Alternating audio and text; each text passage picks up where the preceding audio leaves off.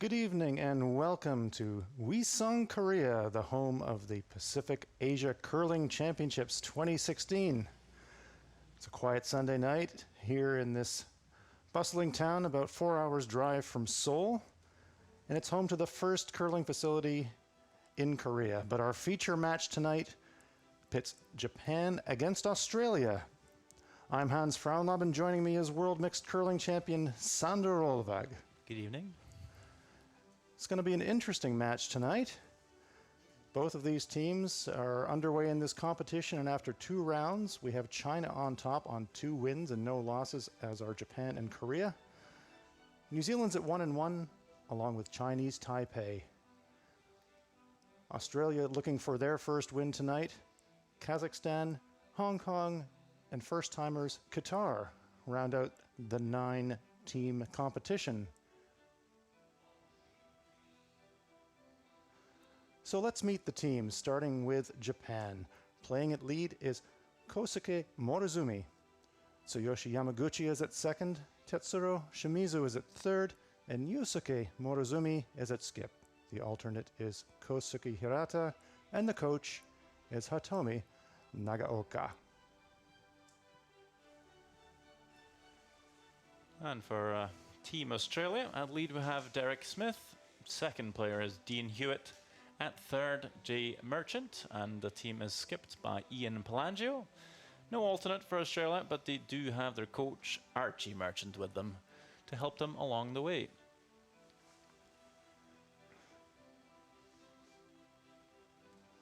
So now we move inside here at the Uiseong Curling Center.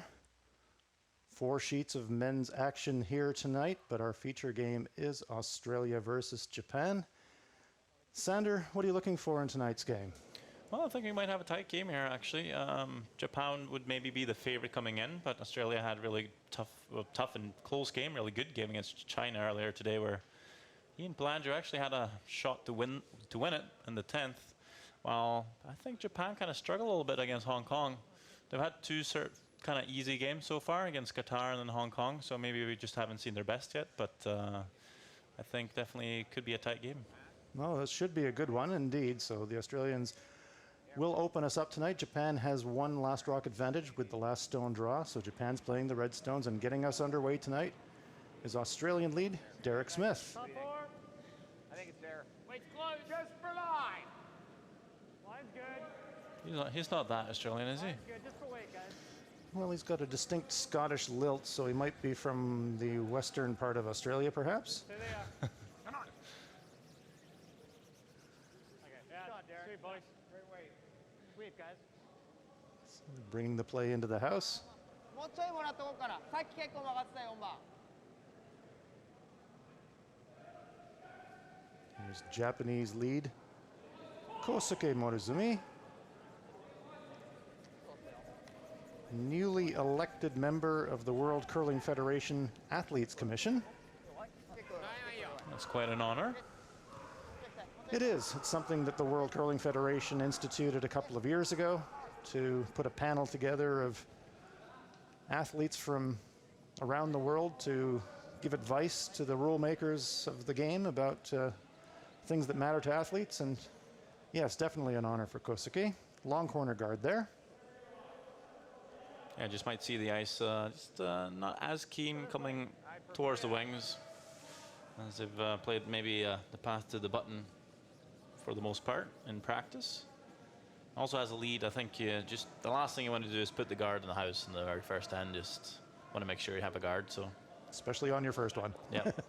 Sets the tone for the night. Line's getting better. Push line. Yep. Smith on his in turn this time. Gap for line. Yep. Yep. Keep dragging Yeah, it. this one's Whoa, good pull up short too, just over the hog line. So 2 long guards here in the first.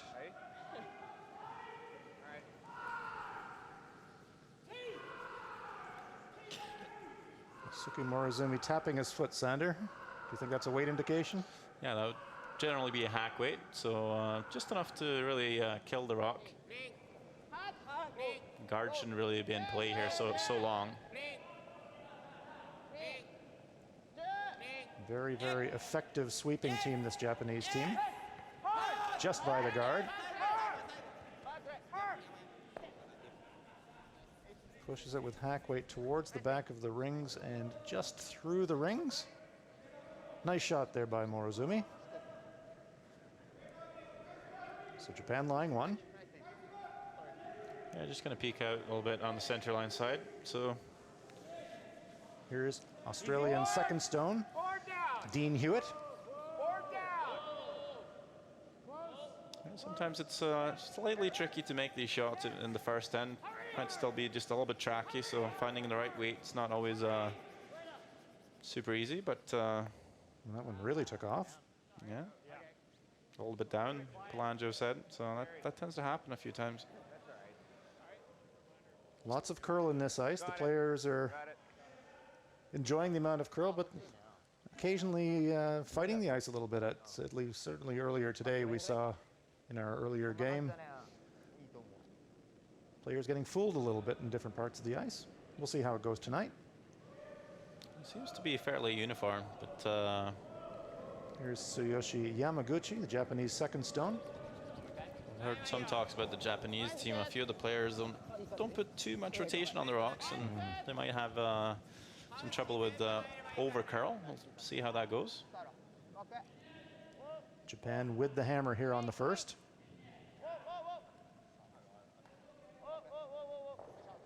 Ten end games here at the Pacific Asia Curling Championships.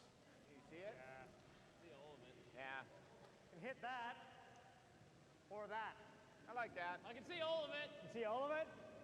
Go control. Yeah. Or sorry, control. Yes. Ian giving a different visual and verbal cue there, tapping his hip and saying control, and that's usually bumper weight, but establishing for Dean Hewitt that it is the control weight, the hit that he wants.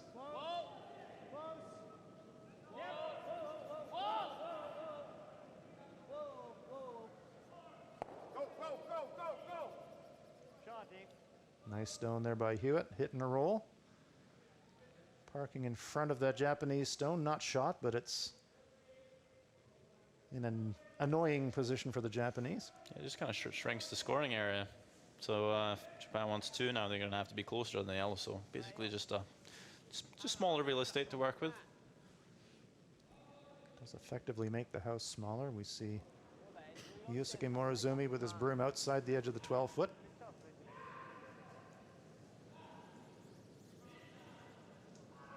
So Yamaguchi going to be asked to play the intern draw.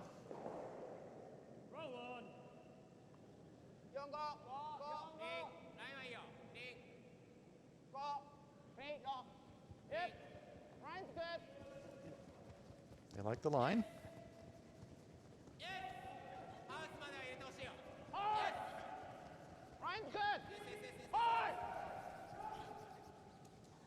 Well, great line, but it's just a hair short.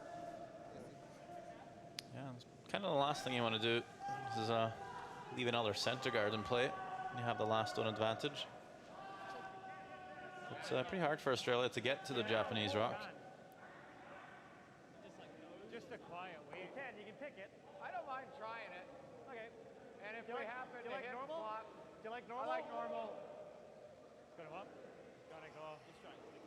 So I think the call is just to pick the red stone here and try and sit two. Yeah, we could hear Jay Merchant say just trying to pick it. Here is the Australian third, Jay Merchant.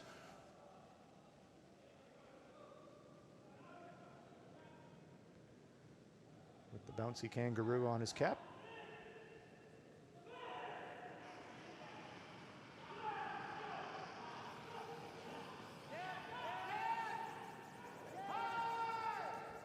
Hewitt and Smith jump it immediately, trying to hold the line.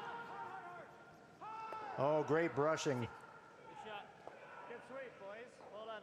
Great shot, Jay.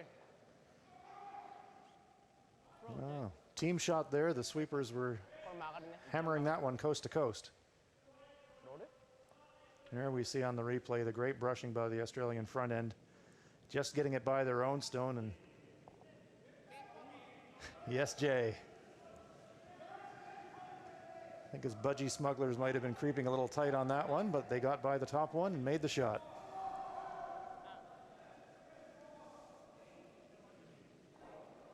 So Japan with the hammer here in the first, but the Australians lying too. Here is Japanese third, Tetsuro Shimizu. Good, good. Go. Ring. Yes.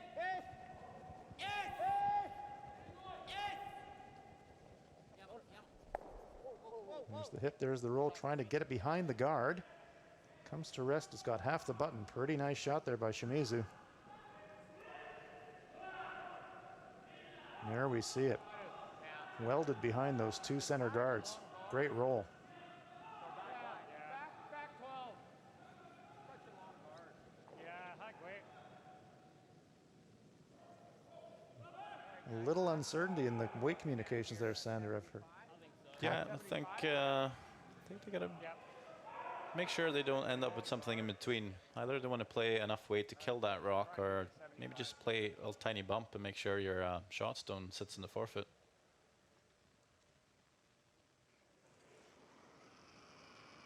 Especially on the first end, really important to communicate the weight.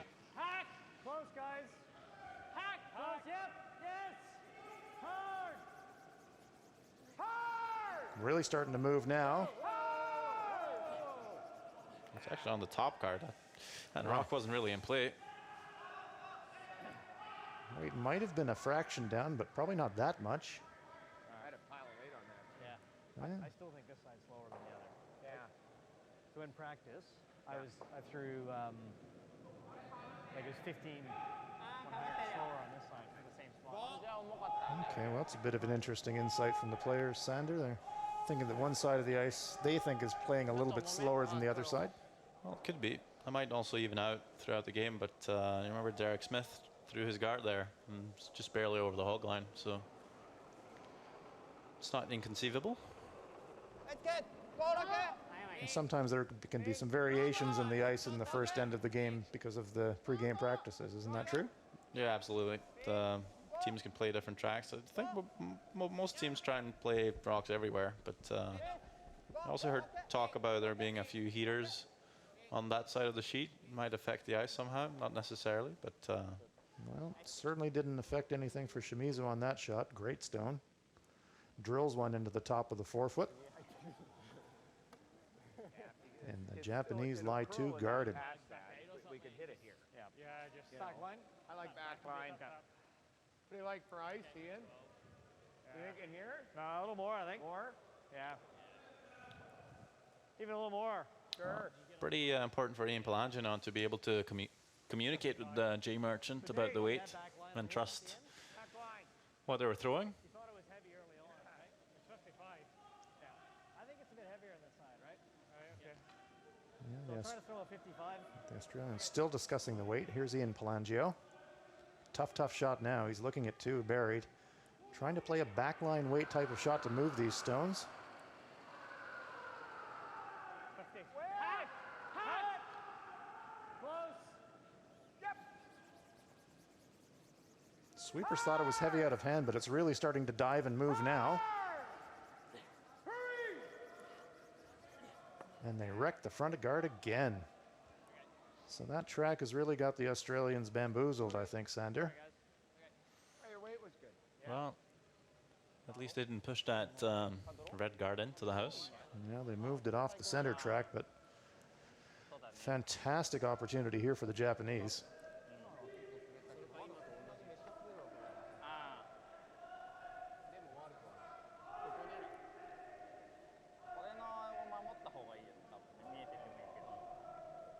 You have to get over place it where they're thinking. Just nibble the center line, top of the 8 foot. Pretty hard for Australia to do anything. Yeah, that would reduce them to some very unattractive options. In-offs, angle run-ins, all pretty low percentage and ugly. 6から5ラス So Japan looking to capitalize here in the first end. They've got last rock, they're lying two.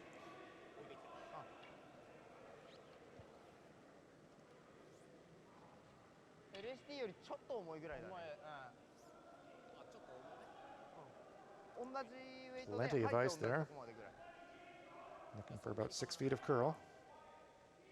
And here is Japanese skip Yusuke Morozumi.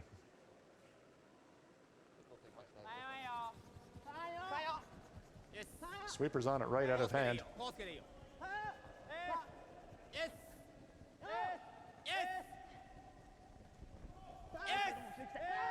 Really pounding it. They think it's short. Now they're playing it for a guard. So it's a good line. That's a good plan B. They were trying to bring that one into the rings, but leave it short, but a useful stone. Yeah, good tolerance. I'd say I would expect him to be a little closer with it, but as you said, it's pretty good still. That's the best you can do, but that's really not. I think so. And even if it's here. I mean, he'll have to play a surface shot. What options has he got here, Sander? I think you just have to play the freeze like they're talking about, and again, just close the scoring area. Hopefully just concede the 2 and leave a really tough shot for Morozumi for his 3. So it's really not realistic that they can make any kind of a play on those Japanese stones, is there? I mean, looks pretty tough. You could play that in off your own yellow, but Then you're risking a 4, really, aren't you? It's probably not splittable for 4, but an easy 3. yeah, so at this point, it's more making it harder for Japan to score their 3 than taking the risk of a tough shot at this point.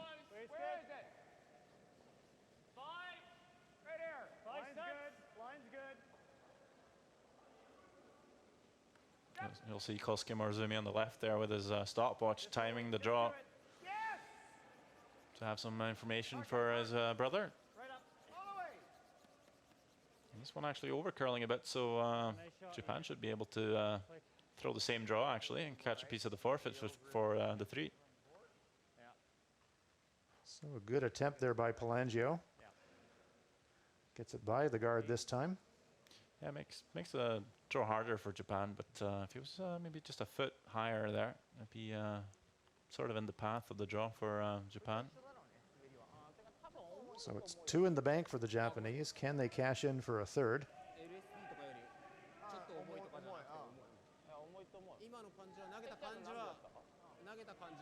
Taking tons of ice.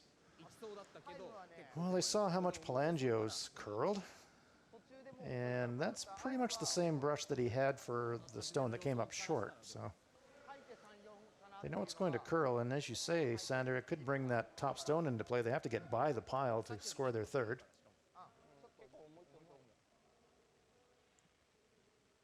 So a testing little draw attempt for 3 here for Japan's Yusuke Morozumi. Last stone here on end number 1.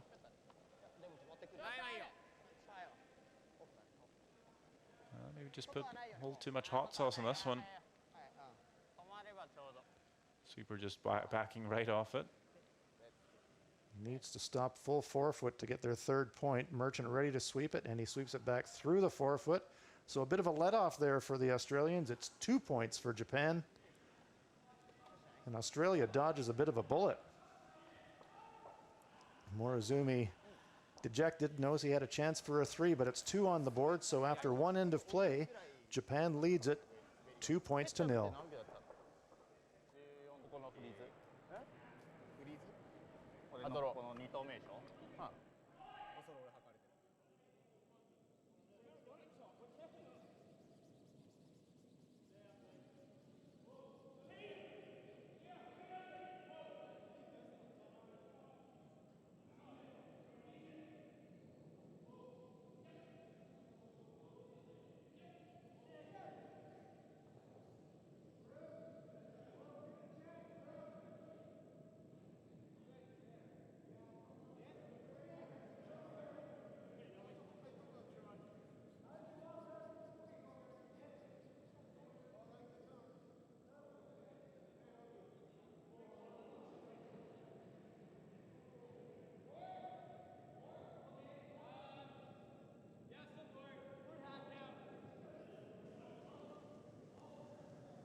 So we're underway in the second end.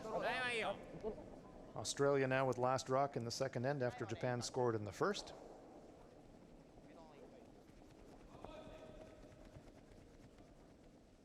I haven't seen the bouffant hairdo from Kenny Morozumi before. Is that a new look for him, Sander? Are you talking about the Italian football goalkeeper? No, just quality hair. You know, you got to appreciate good hair on a curler, and I certainly don't have it. And Kenny's got a good do there. Looking sharp.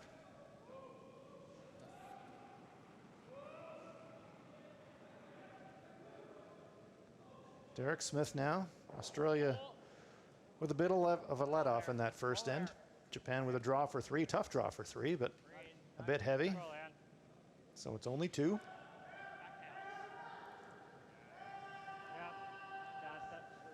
Into the house.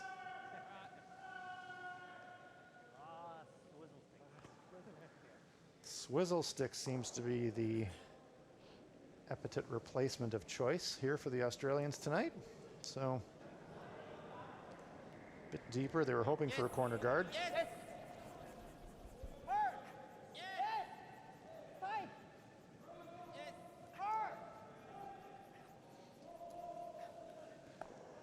Morozumi clips it and rolls out.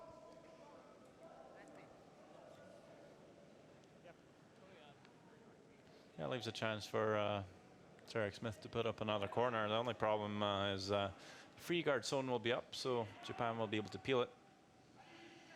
Played lead myself a few times, and it's throwing that first stone into the house. You just know if you've sort of ruined the whole end for your team. So never feels very nice. Are you mentally buying drinks for your teammates already before the end finishes? I mean, there's still a few more ends to go, so it's early maybe in the not game. yet. It's more if you do that in the last end when you need it to, maybe. Well, this one actually. Smith's weight's better, but this one's really curling over to the side of the sheet. Something to work with, however. Well, Morozumi not wanting to peel it. So staying aggressive here, and looks like they're looking to draw around their top stone.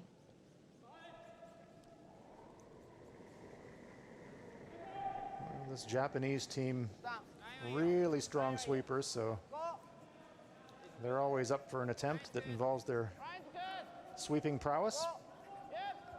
Shimizu and Morozumi on the brushes for this shot.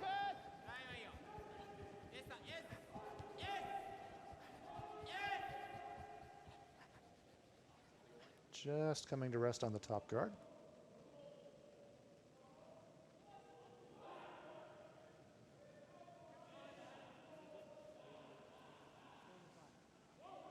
So this Japanese team, they've had a lot of success. They were playoff qualifiers at the World Men's Championships, but interestingly have never won a Pacific Asia Curling Championship, Sander. Oh, they've been runner-up 6 times, I believe. So I think we're all kind of waiting for them to pick up a gold here. As Dean Hewitt makes a really good shot here, makes the double, and the shooter rolls 2. He got some great action, and he turned it into a corner guard, so that worked well for him. Now we see the peel machines going into action.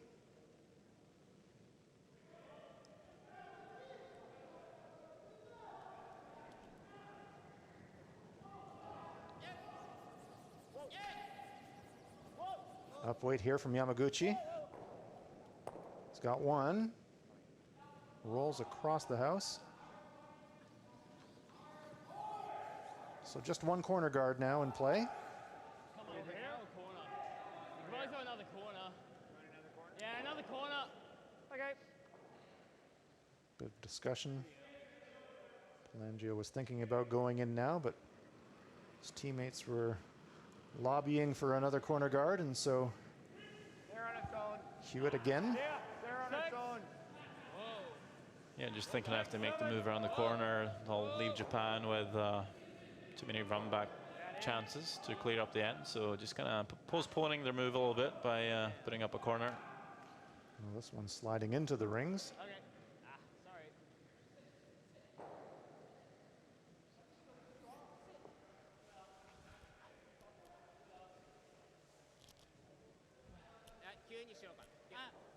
Yeah, you think there won't be too many chances for the Australians. This is a very strong Japanese team, so any opportunity they get, you think they'll be on it like a robber's dog.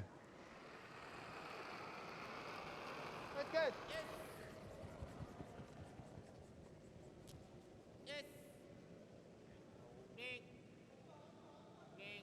We'll see Japan using the one sweeper technique for all their upweight shots. Basically like last season when the pads were a little more abrasive, but the thought is that, you know, it works the same way. The texture on the pads will sort of make tiny scores on the pebble, will sort of lead your stone a certain direction. So I'll only use one sweeper for upweight shots to try and keep the line. It's the so-called directional sweeping that was a hot topic of conversation in the curling world last year. So technique-wise, still absolutely legal to sweep with one sweeper and sweep at any brushing angle you care to. Here's Jay Merchant.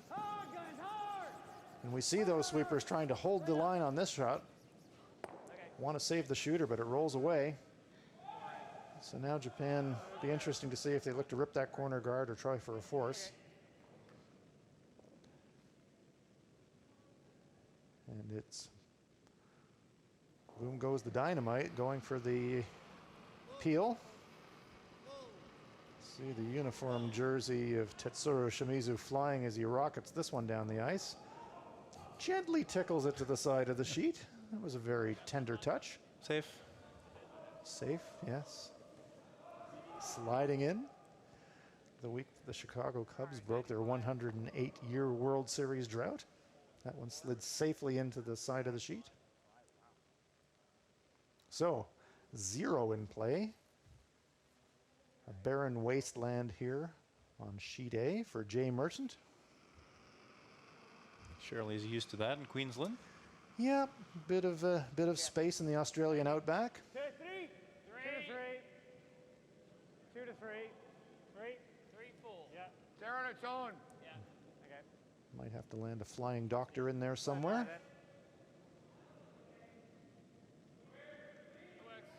Shot. Okay. This one coming to rest just short of the house. Four on that, eh? Too slick. Yeah. Very slick.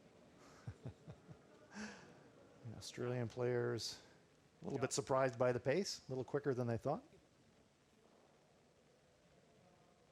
Japanese not mecking around at all. I believe Jay was saying 4 as in 4 seconds from backline to hogs. So it's pretty quick. Obviously the split time will differ a little bit from between players, but in general 4 seconds is pretty quick for any player. Morozumi playing a nice control weight here. Sestami's going to try and remove the Australian stone and hang around himself. There's the hit. There's the roll. They'd love it to stay in the house. Palangio sweeping as he's allowed to when it reaches the tee line. Will it spin back in? Yeah, it never spun out. Big smile there from Morozumi. Said, yep, we wanted to save the shooter, and yep, I'm pretty good. Nice shot.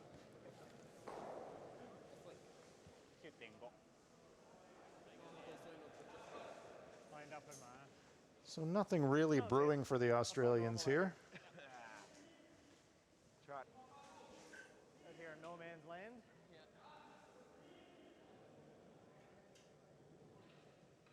Palangio commenting about no man's land, so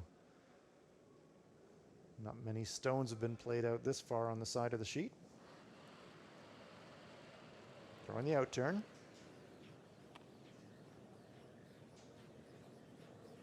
At this point, Australia would probably be happy to blank this end.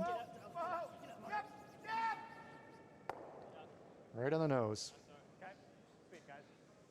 Shot. I just like to see how far I could go. Smith and Hewitt commenting that they were kind of running out of real estate when they were sweeping. They were going to be running on the side carpet if they weren't careful.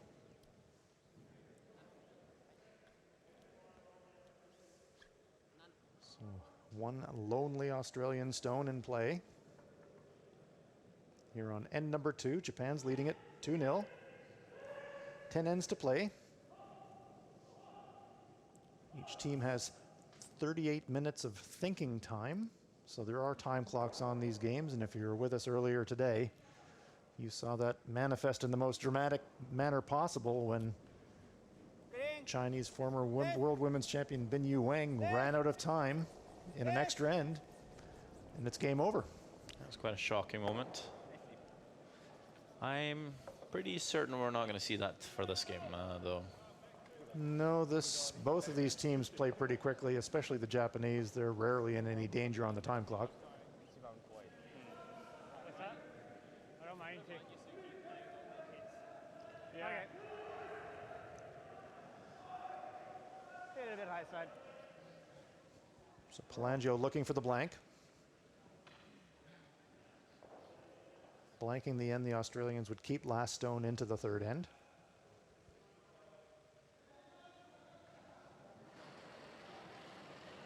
So here we are with our last stone of end number 2.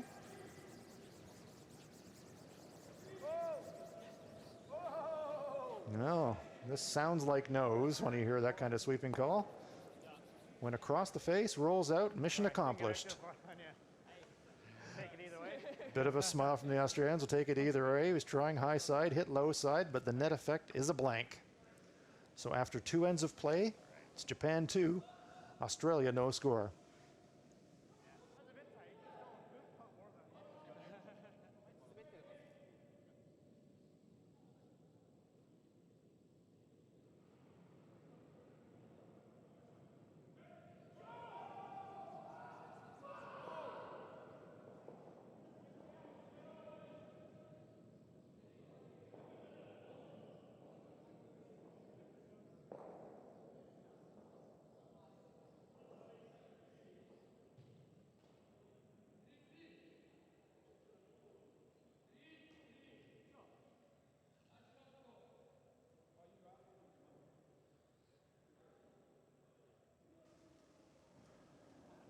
So play now in the third end, and leading us off, Kosuke Morozumi.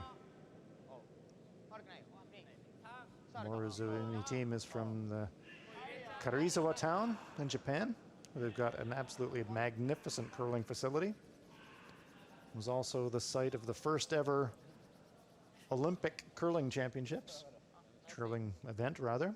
In the 1998 Nagano Olympics, the curling event was played in Karizawa.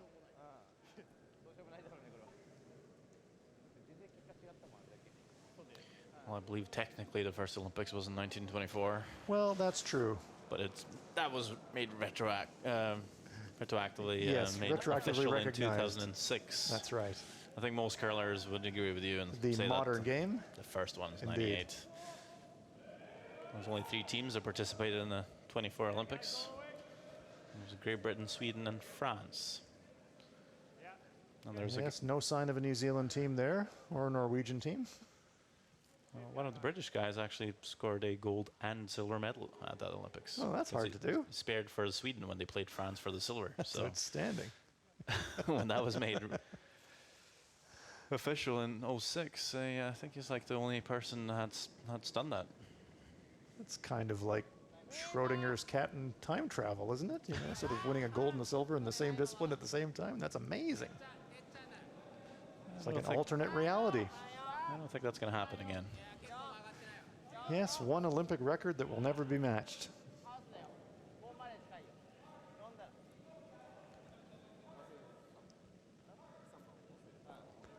The Pacific Asia Curling Championships, of course, is a qualifier. We're on the road to 2018.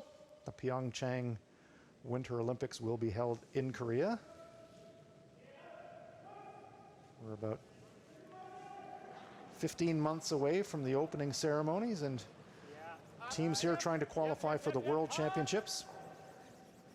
Pacific Asia Zone gets 2 qualifying places. So of these 9 men's teams, 2 will go to Edmonton for the World Men's. And there, they'll have a chance to earn qualification points. Oh, it's a fraction type, I think. The Olympics is a 10-nation event. host nation Korea gets a place. 7 countries will qualify on the basis of their World Championship performances, and so that's what all of these teams are trying to do this week, get themselves into the position for that. And then 2 places are held for teams in the Olympic. Who's got an Olympic dream? Well, Japan was in that qualifying event and was considered favorites to really win it, but in the end it was Germany and USA that went through.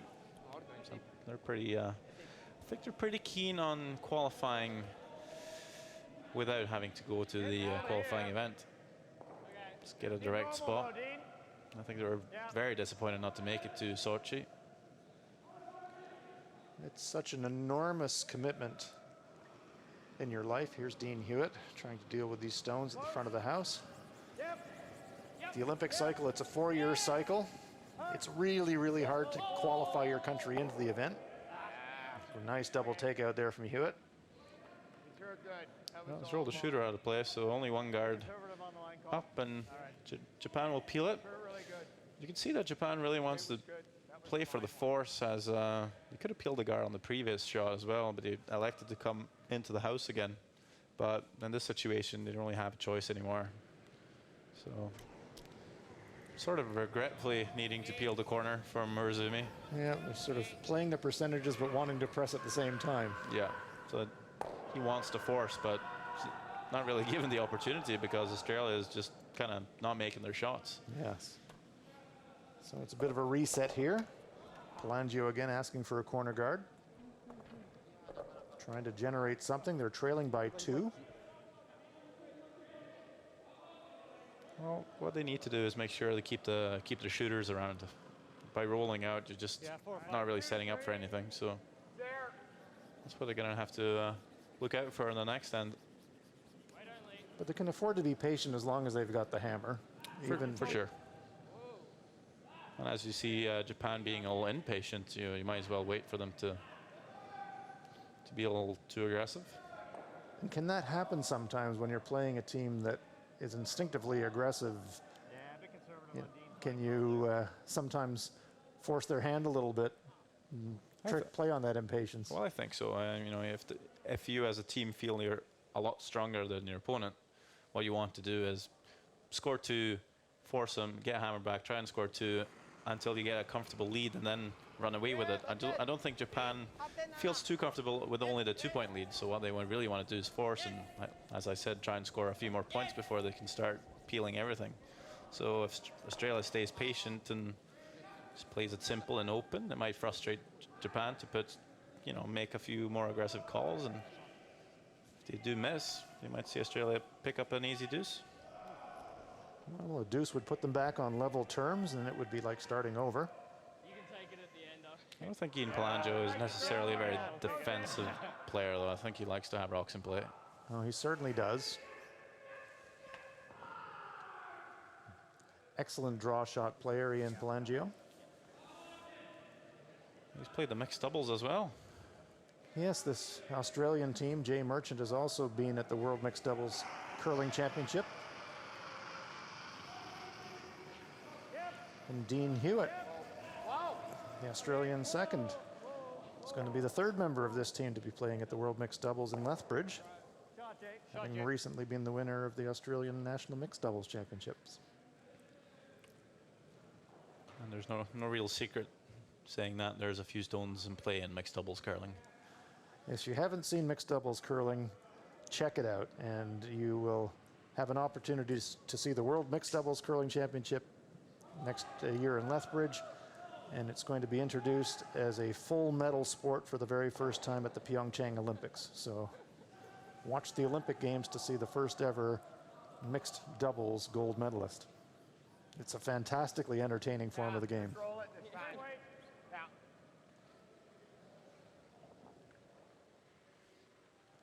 And right now there's not very many stones in play during our game. No, this would be the opposite of a mixed doubles end, I would say. Very few rocks in play. And again, the Australians now playing a patience game. So we're going to make sure to stay really focused for all these simple shots. So Merchant hits half the stone, rolls out of the rings. Big roll.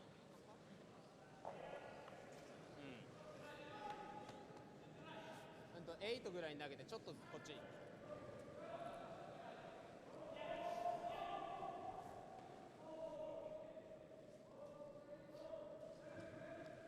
So there we see in our long shot, nothing in the rings, nothing in front of the rings.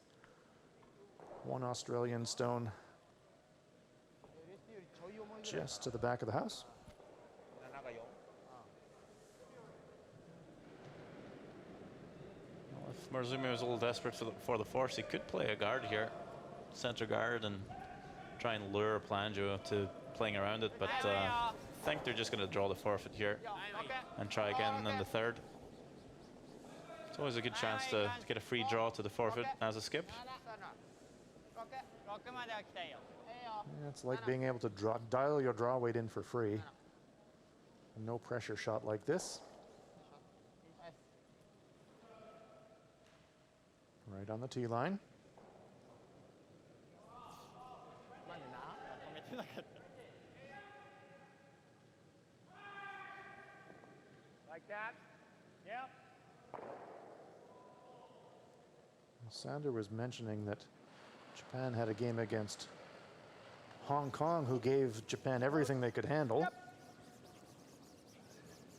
Hard, guys, hard. Hurry!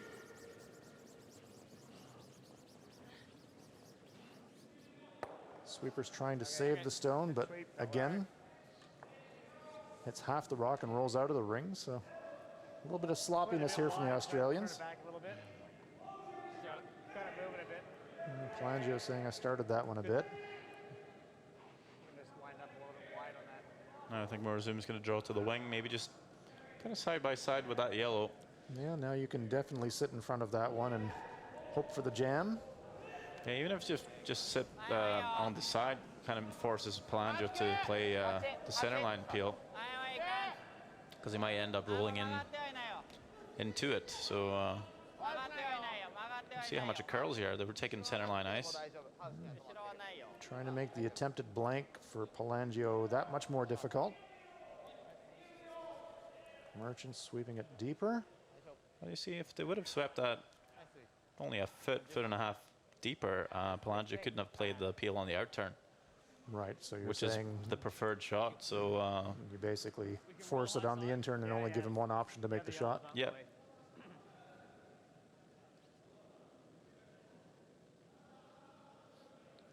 You just saw him overcurl on in turn, so it makes sense. And I think generally curling players, they don't like to slide to the right and play an in turn.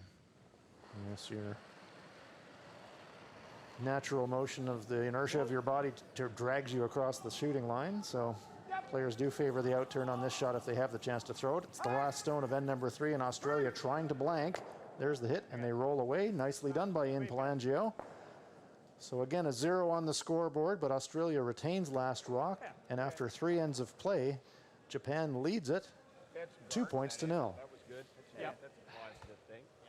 And like we were saying, we're not in a rush to get our I'm not in a hurry. Yeah, Just just take take our time. Don't need to go high octane aggressive at this point. So Plenty of game left. keep playing like this, and we'll grab a junior juice somewhere along the way. Yeah. Yep. Okay, sounds good.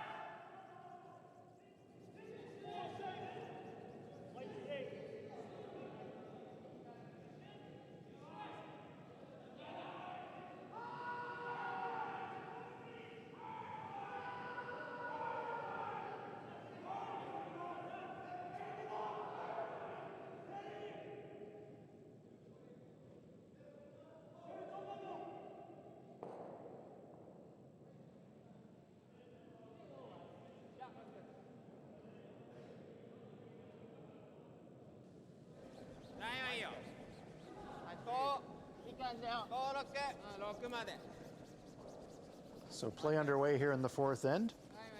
Kosuke Morozumi. And Sander, listening to the Australian players between the ends, they were confirming that there's no rush. They're just playing it patiently and wait for their chance for their deuce. They don't want to try and press it too hard to generate their two. Would you agree that that's a good approach for them? Yeah, I think so. Especially if you feel that Japan's a stronger side in the game, you might just want to keep the game tight and basically wait for your chance. Well-timed aggression. Well, as we saw earlier today, sometimes you just need one chance to open the door. We watched the Korean women come back from 3 points adrift in the 10th end to score a three and then improbably win the game in an extra end on a time violation. So sometimes one chance is all it takes. The only thing, if it came around his, he'd just peel his own. Well, Japan putting up a center guard this time to try and force the issue a little bit. A bit of a change of gears just to try and force a different type of end. Derek Smith with the corner guard, nicely thrown.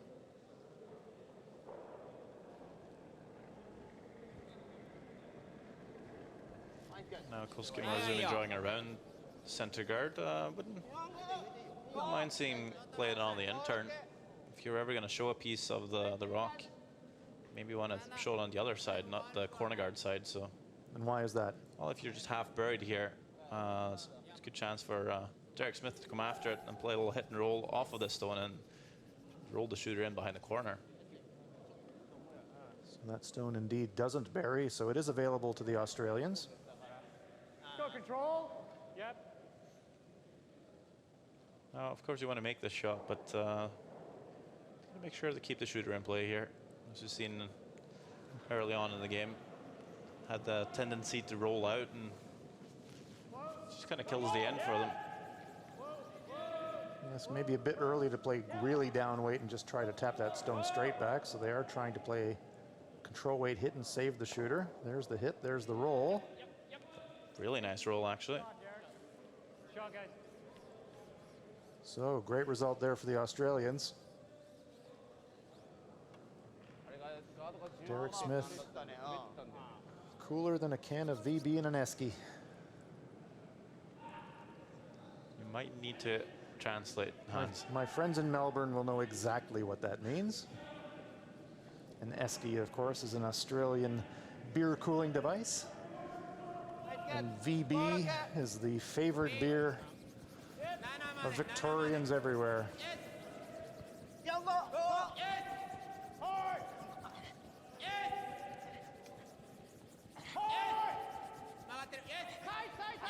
Japanese trying to keep it cool here, getting quite close to that guard, just by it. Over curls though, Worldy shot. That's close. I don't think it is, Hans. Yeah, Palangio saying we're shot. So that one was too good. Really tight past the guard, but it actually over curled. And Australia in the back of the 8-foot there, we think is lying one. Palangio certainly thinks so. So great chance here for the Australians. We said they needed one chance to open it up. This might be it. 90. Well, Redstone might just help Australia actually get the corner freeze on here, lying two, and it's really difficult for Japan to do anything. So opportunities knocking for the Australians. Maybe a little heavy for the freeze. Going to go to the back one.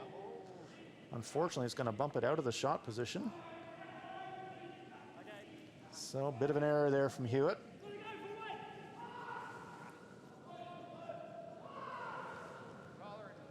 Still something going for the Australians, but a real opportunity lost there for the Aussies.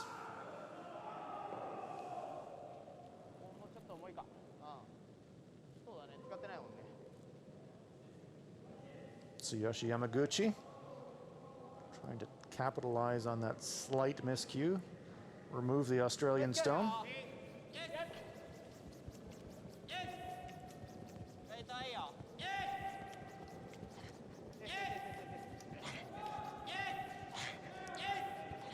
Really working it to hold the line, just nosing it.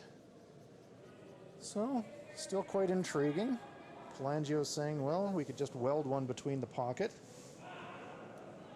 Could also try that freeze again. You could also bump the shot rock and squirt that red one sideways. So some options here. Try and get to the inside. Are you surprised they're playing control weight, Sander? Playing almost a full takeout weight. Yeah, they could have definitely controlled the line a little better with some softer weight, but I'm not surprised they're playing the hit at all, really. I would have preferred maybe the freeze. It's a good chance to just set up a double here with a nose hit. It is on the nose. And as Sandarova predicted, chance for a double takeout here for the Japanese, which would really kill the end for the Australians. Of course, they'll always have the chance to freeze on that redstone behind the corner, but Shimizu is able to keep the shooter here and around the forfeit. They're going to have to deal with that first.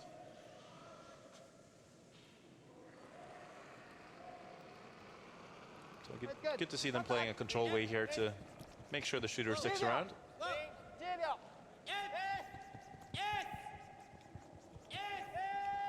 One sweeper the Japanese used to try and hold takeouts. There's the one, there's the two, double takeout. Great shot by the Japanese.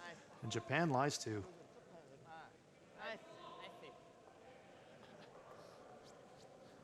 Tetsuto Shimizu with a double takeout. Here we see Morozumi on the brush holding the line. Perfect contact point just off nose, and both of the Australian stones go rocketing out of the house.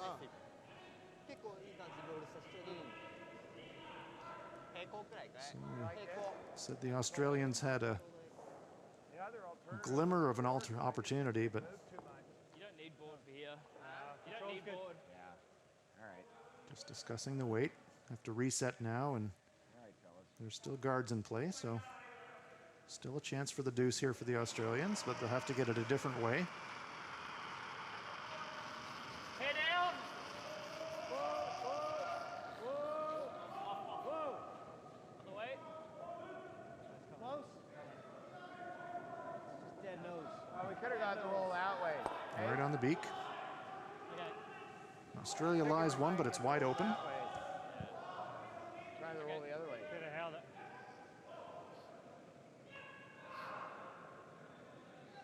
Sorry. Yeah. In between. Here we see from the shooter's end, that stone's wide open for Shimizu.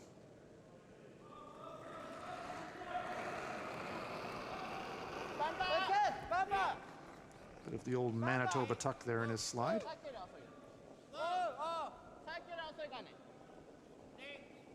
Yamaguchi and Morozumi close at hand on the brushes. Right on the nose, so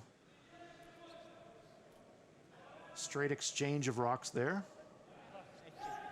So let's see what Pelangio elects to do with this shot. Chance for them to get aggressive here, but also some danger. Roll either Pretty way. steep. Yeah, either way. I'll give you a touch less. So it's a very short inside roll to get some cover. I think I'd prefer the roll to the corner here. Even play the double, actually. So some options here for the Australians. Well, if you make a perfect hit and roll in behind the center, it's a fairly short run back for Japan. Australia doesn't have too many stones left, so maybe playing the double, you keep a blank in live as well. Whoa. Your way, Dean. All you got. Roll it. Little tiny inside roll. Okay. All right. Swizzle sticks. Shoot. The prosecution rests. So close. Yeah. So close. Yeah. On the line. On the. So Australia lying one. Little inside roll by Merchant.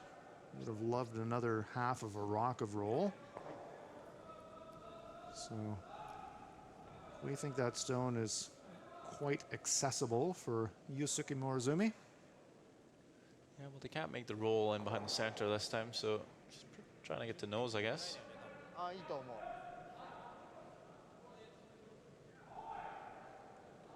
Yosuke Morozumi always with the same pre-shot routine you've seen for years and years.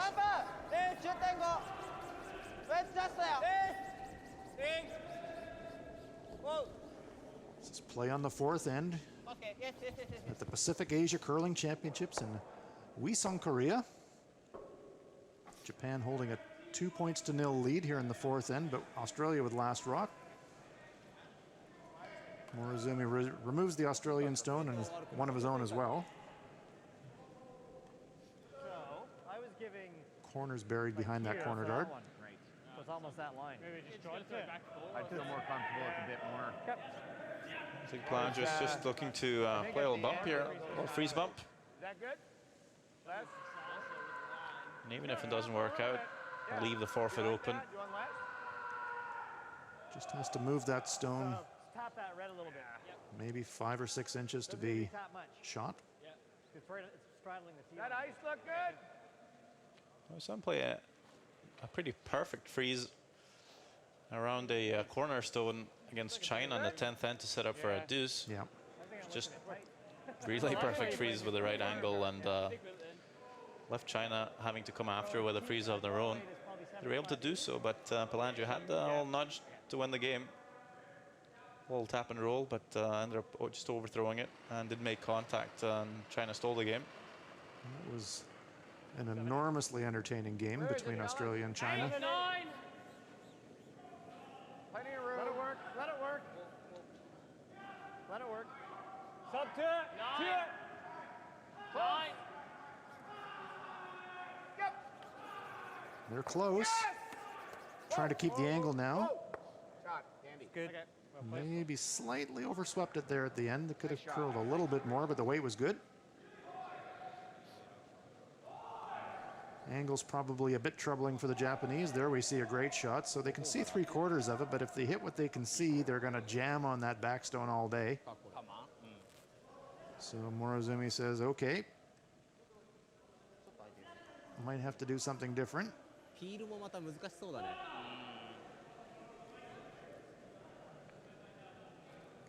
こんな感じ？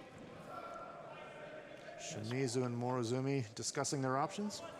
It's pretty much a perfect angle there, just Just a bit much separation, a little less separation, and that is Exactly. absolutely golden. so with that separation, Morozumi thinks he has a chance to just peel it over the top, try and catch a thin quarter. Well, one thing we know this Japanese team can do is throw the heat with accuracy. You think we're going to see upweight here? I believe so, Hans. Basically taking 0 ice for the shot. Won't expect this to curl very much. So, Yusuke Morozumi in turn. Brother Kosuke trying to hold the line. There's the shot, there's the jam, and he pops it out. Great shot there by Morozumi.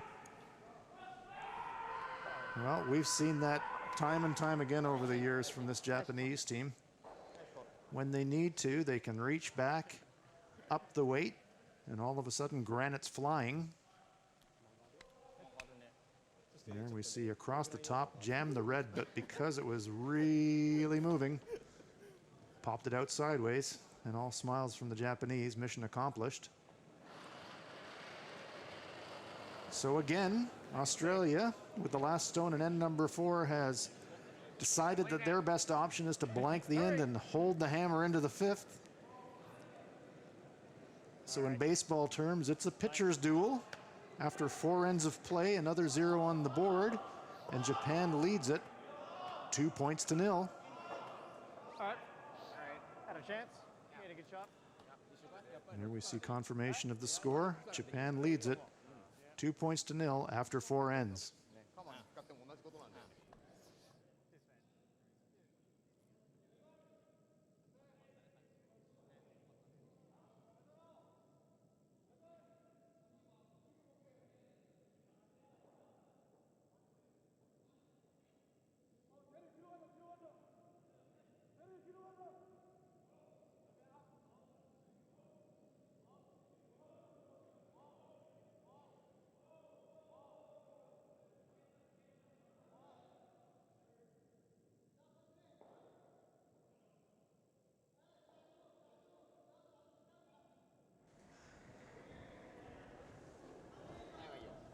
So we're underway in end number 5.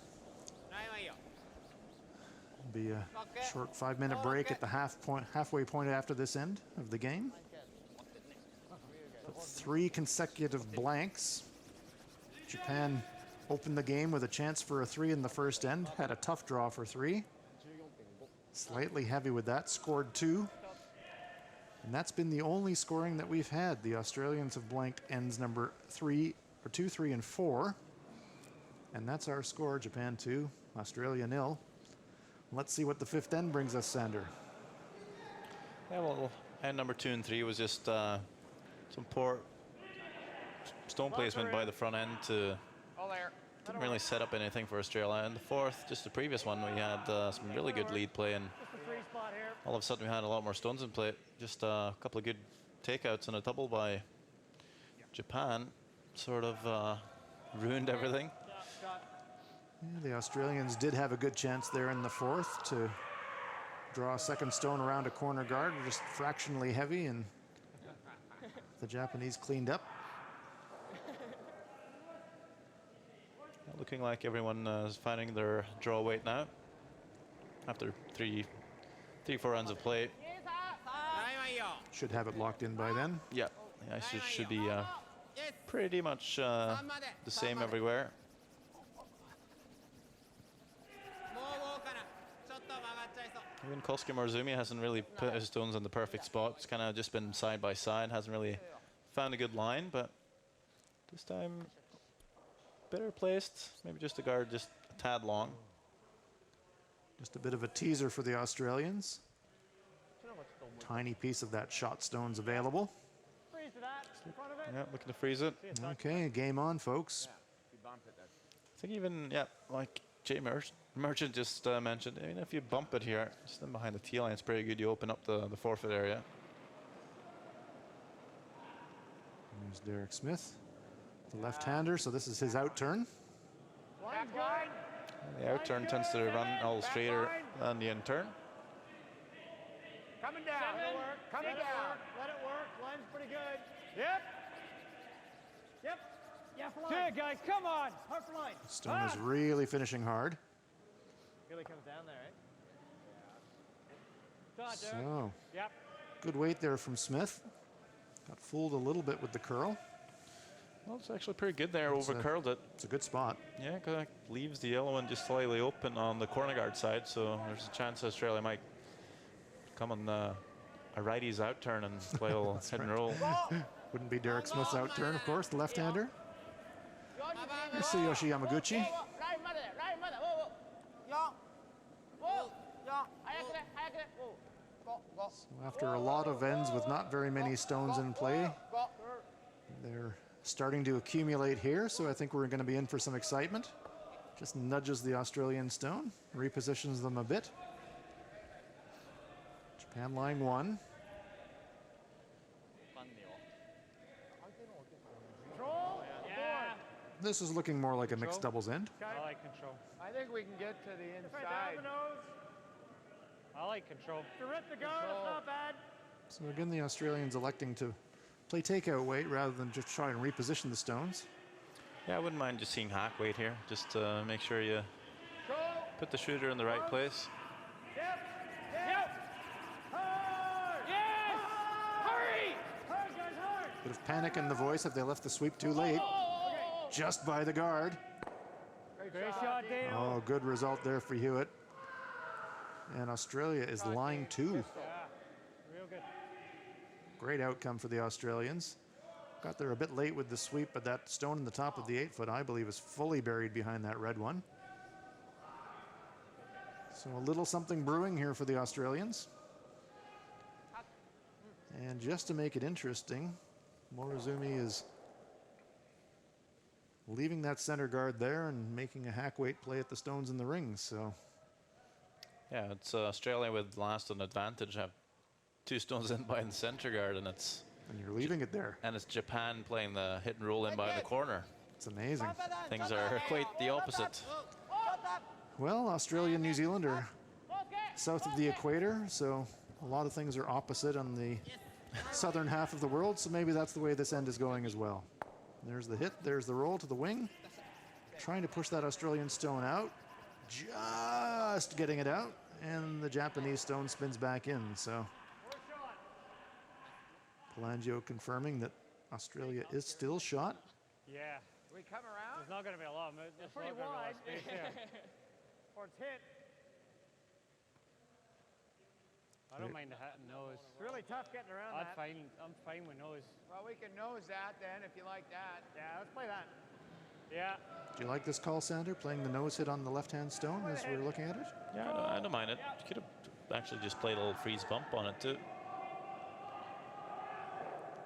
So Dean Hewitt being asked to throw his in turn, trying to hit that Japanese stone right on the nose. Close. Yep. Yep. Hurry! Hurry! Right up. Hurry! Must save the shooter. Hurry! No, losing the shooter. Sorry, dude.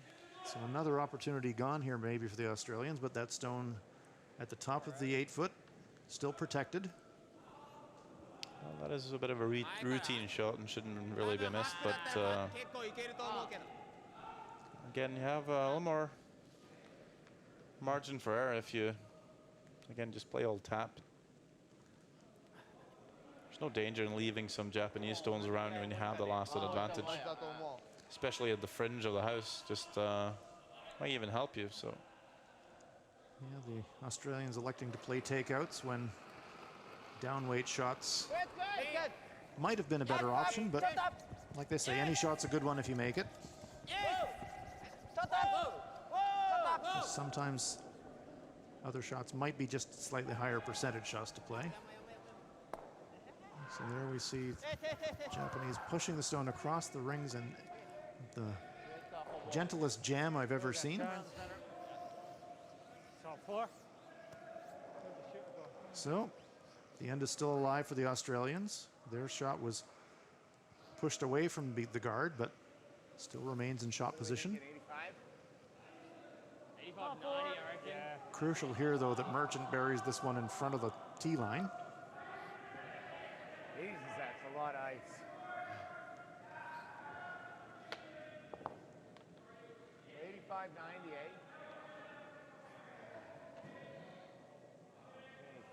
Merchant looking at the brush saying that's a lot of ice, but we've seen these stones really finish coming off the wall. So here is Jay Merchant. I need a bit. Looking for a shout out for his friends in the Queensland law enforcement community. So hello to our friends in Queensland. All the way, fellas. All the way. Hurry. Hard. All the way, guys. All the way. Never stop. Never Trying to stop. get this stone into at least second shot position. Great brushing by the Australians. Don't think they buried it, but they are second shot. Front end saying, yep, UOS 1J. Yeah, we see the stone's about a third buried. So Morizumi is electing to play the open shot. Tetsuro Shimizu. Good, good. Good. Shot up.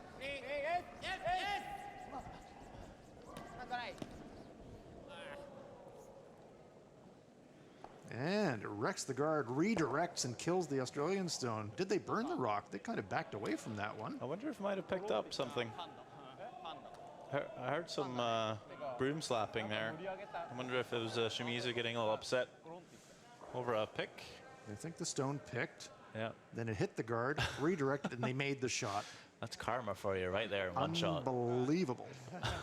Well, that's the second really interesting thing we've seen today here at the Pacific Asia Curling Championships. Unbelievable good fortune there for the Japanese. So Well, if it Jay did, said it hit a hair, yeah, changed course, pinged off the guard, and still made the shot. Unbelievable.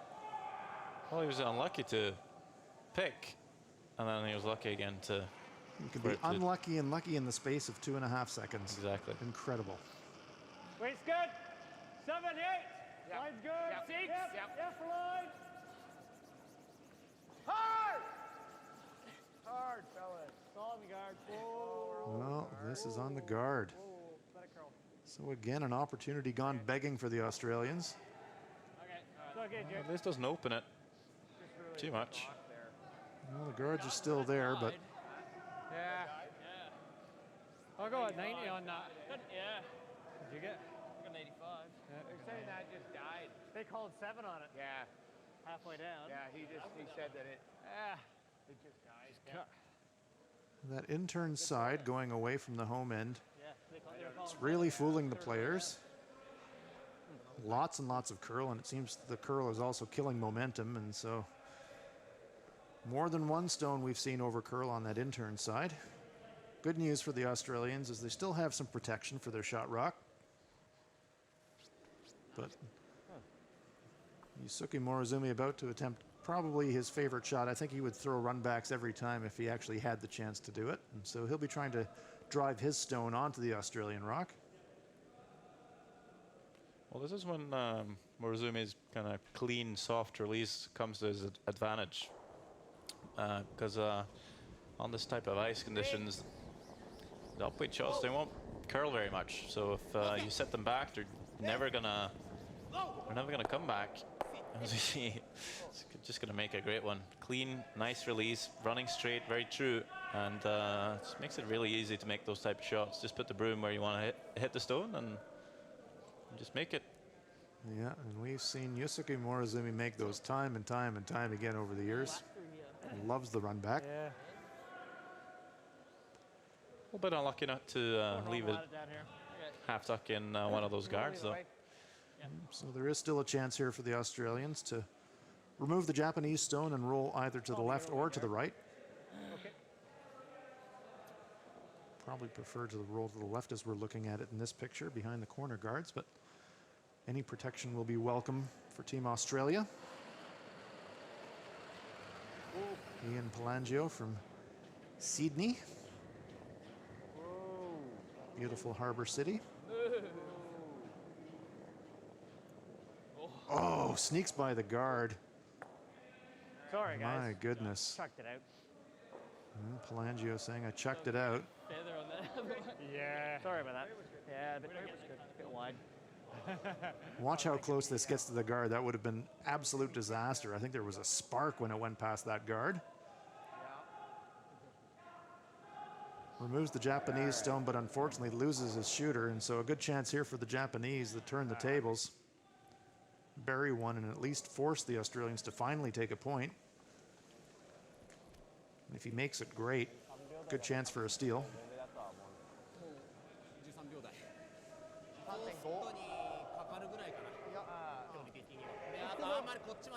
いつものドローがこうなってきたんで多分こ You れ see on this intern side, そんな感じだと思う Shimizu holding the target. Looking for about 5.5 or 6 feet of curl.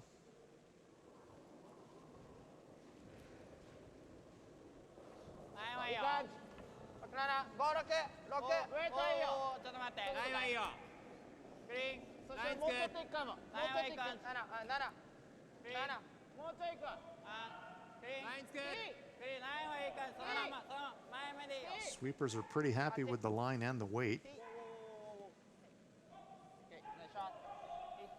Comes to rest just in the back of the button. Nice weight there from the Japanese. Question will be, can Palangio see a corner and have a chance for blank number 4?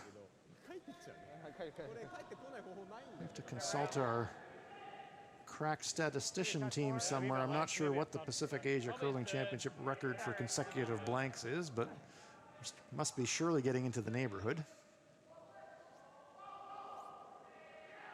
We might have a jam here on the 7. Merchant saying there might be a jam on the back rock, but job one for the Australians is to remove the Japanese shot. Blank would be a bonus.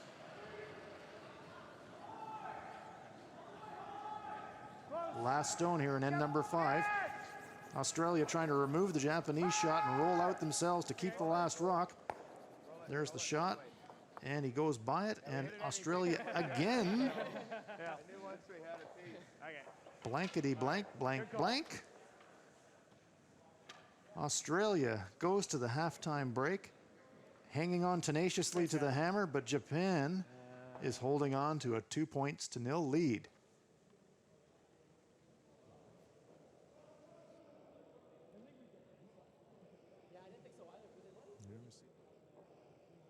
Forest of zeros. Japan leads it 2-0.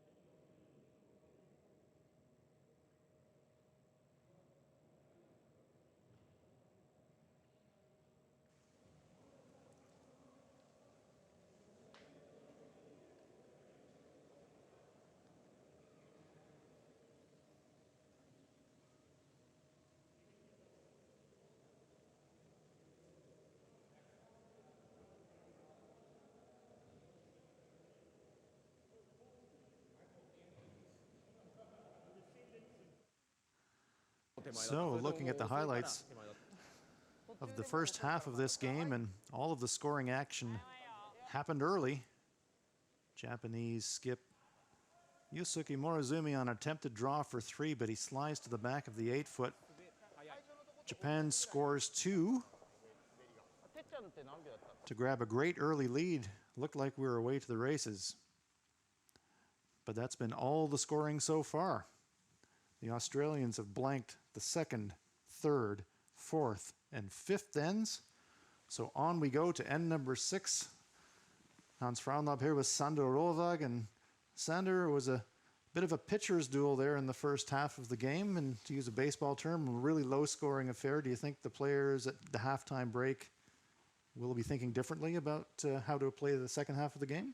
Well, it wasn't like Australia was intentionally trying to blank every end. Just didn't quite get the setup in the second and third. They really tried in the fourth and fifth, and I really thought we were going to get a score, but a couple of mistakes and some good shot making, and just ended up in a few blank ends. It happens. I'd say it's very unlikely for it to happen again. I feel like it becomes more and more unlikely to have a blank end as we progress, but we shall see. So here's Derek Smith with the attempted corner guard now. The Australians trying to generate something here on the 6th. Well, Derek Smith's made a couple of good shots in the last couple of ends. Setting it up a little better than he did at the very start of the game. So that's a nice corner guard. Yeah, that one's about perfect.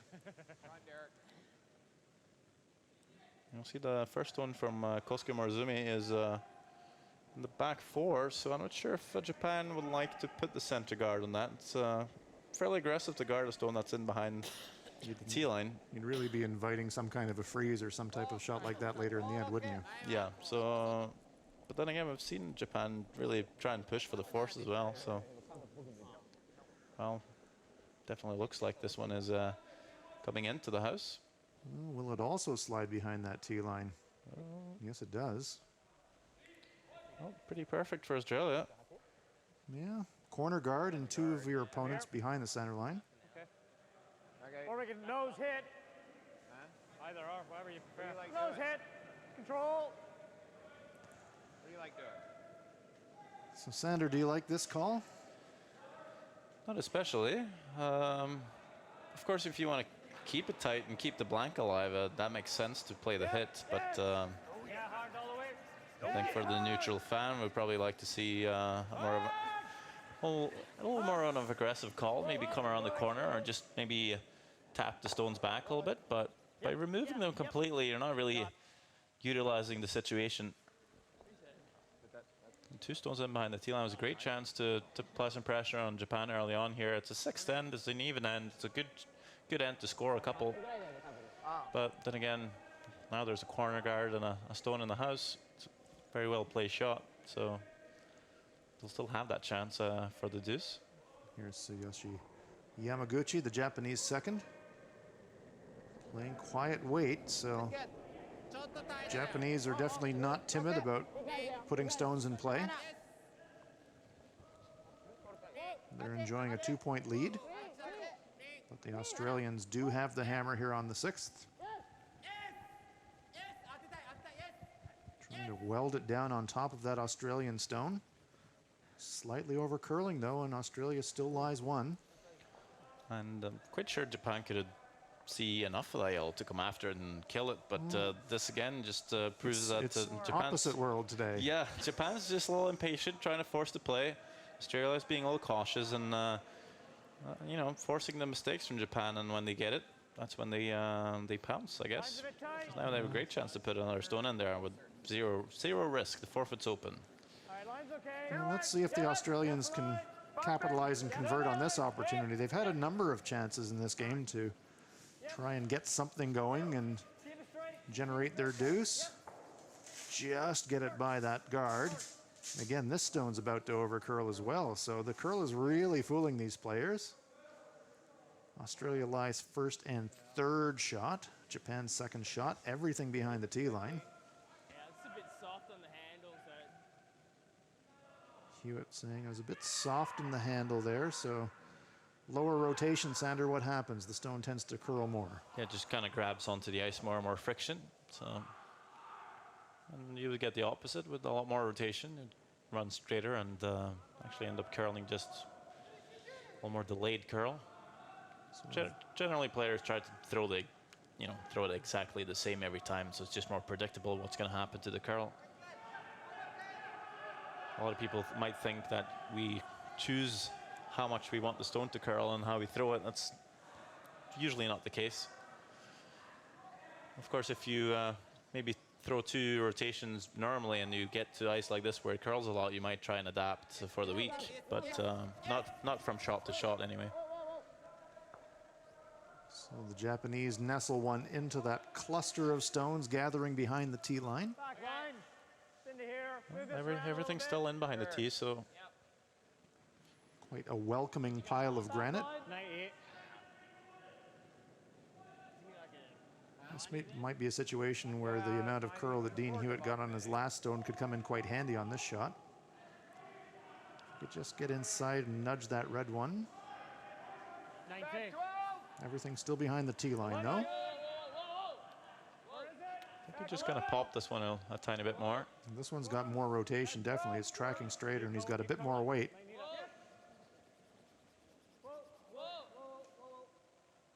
It's close. Yeah, pretty good shot there. Good. So Australia lies first shot, and fourth and fifth shot. Well, the thing with the rotation is if you add more rotation, it's sort of a flicking motion. Sometimes you add more weight by doing it. And also since there's less friction, because of the rotation, the stone tends to travel a bit further. So again, that's why you try and do the same every time, so it's more predictable. So any side bets about the potential of a blank for this end, Sander? Oh, I can't see it coming. Unless we get a few triples along the way here. Here's Tetsuro Shimizu, the Japanese third, looking to add to the pile. If anyone's going to play a triple, it would be Shimizu. He can throw it really high and hard. He does throw the rocket. Let's see what angles we get here. Stone angles and positioning are incredibly important right now. It's pretty good. They didn't sound thrilled by it, but Japan is shot. Opportunities still here for both teams here in the sixth end. Japan leads it 2-0. Shimizu saying, where to go, guys? He said, we're shot. Yeah. Doesn't matter about the rock. So you can see that will go anyway. Where do we got to hit it in? Well, if you hit it there, see all of it. You miss the yellow. Still looking to play hits here. I'd throw the out turn though. Well, at some point you want to I'd throw the out kind of turn. tidy up a little bit and try and bring your own Yellowstones into play. Even if it's nose, right? It bounces it out. Nose is not bad. You sit here. Yeah. How's that? Like that. Right control? Just a hair low, I think. Yeah, just Just a hair low to roll. Like that? Yeah. Control? yeah. So, options here for the Australians. Wait, fellas. You're just trying to hit it on Dean's side. Yep. And confirmation that they're just Move trying. some angles around and get a roll in behind. There you go. Thanks, Jay. Telling us what the plan is. Let's see how they execute. Control. Yep. Close. Whoa. Whoa. Close. Yep. Yes! Whoa! Whoa! Whoa! Take a flop. Oh, good action there from the Australians. And they are lying one, but that Japanese stone's in the danger zone. I'd say that actually overcurled a wee bit because Take it on the way by. Move it it. would have curled just an inch less. They would have got some action on that last red as well. And again, everything's in behind the tee line, so another good freeze by Japan. Just take the end away for Australia. So Tetsuro Shimizu trying to do just that. But no tolerance for error on this shot either. Those Australian stones have definitely accumulated.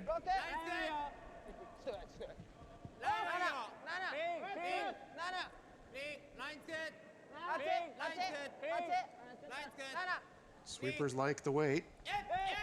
Morozumi likes the line. Trying to weld it into that pocket.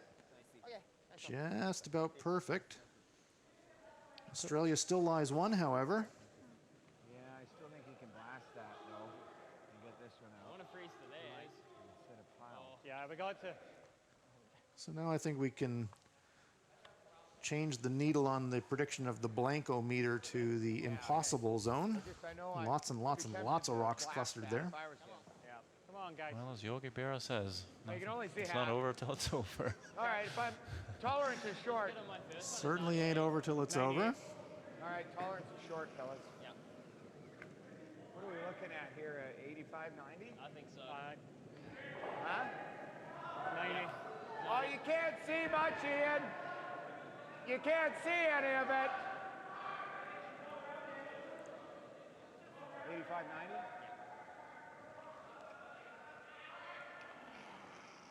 Just confirming the wait for the draw. Jay Merchant, the Australian, third. 95. 85-90, and the sweeper's called 95 out of hand, so they think it's a bit light. Yeah, for line. Hard line. Where is it? Just kind of dying on Merchant here. Hard line if you can. Yes! Yep. Hard! Hard, guys, you got it. Oh. Okay. Yeah, just kind of lost its handle there. Weight was perfect. Yeah. Weight was perfect. Line was looking real good until just last 8 feet. Just dove. Ah, swizzle. Sticks. Yeah, the Australians stirring the drinks. The swizzle sticks. But a decision here for the Japanese as well. Australia is still lying one.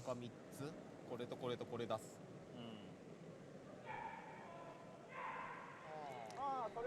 Can hit that one or that one or this one or this one. Lots of options here, Sander. I think they're looking at the triple here off of the Yellowstone and the T line. こういなくなっちゃったら微妙。 Just to eliminate some yellows. Maybe just starting to get a little nervous. Well, there is danger brewing definitely for the Japanese. The Yellowstones belong to Australia, the red ones to the Japanese. Australia's got last rock, and if they made a little error here, would open the door for the Australians to maybe get a bundle. I think the other call would be to play a freeze themselves, either on their own red, like Australia was doing, or even all the way up, down to the yellow shot stone. Just not feeling very comfortable with all these yellows. So They've been playing freezes the whole end, and now it's come home to roost. There's a pile there, and now they have to deal with it somehow. これが当たんないパターンもある。これはない。これいくね。 Might be a time for them to think about a timeout. They've got lots of options here. Each team has one timeout to use during the course of the game. あとはウェイトが足りない。いや、出る。 just to play the double, basically catching the Yellowstone on the T line あとはもう6のレイズ系 about a third or a quarter with the weight they can throw. Probably see the red stone. It's probably a question of how much of they can see of that stone on the 8-foot. Yeah, that might be it. Well, that red stone on the back should certainly kick the Australian shot stone to the left, and probably far enough to leave Japan lying shot stone. So there we see it. Probably a third of that yellow rock available. Sander Rolvag predicting that he's going to try the double takeout. Basically, throw it right at that broom and hit what he can see. I expect 3 yellows to fly, except the one he initially makes contact with. Shimizu's tightened up the ice, so I don't imagine this will be light. Here is Isuki Morozumi. Bing. Hit.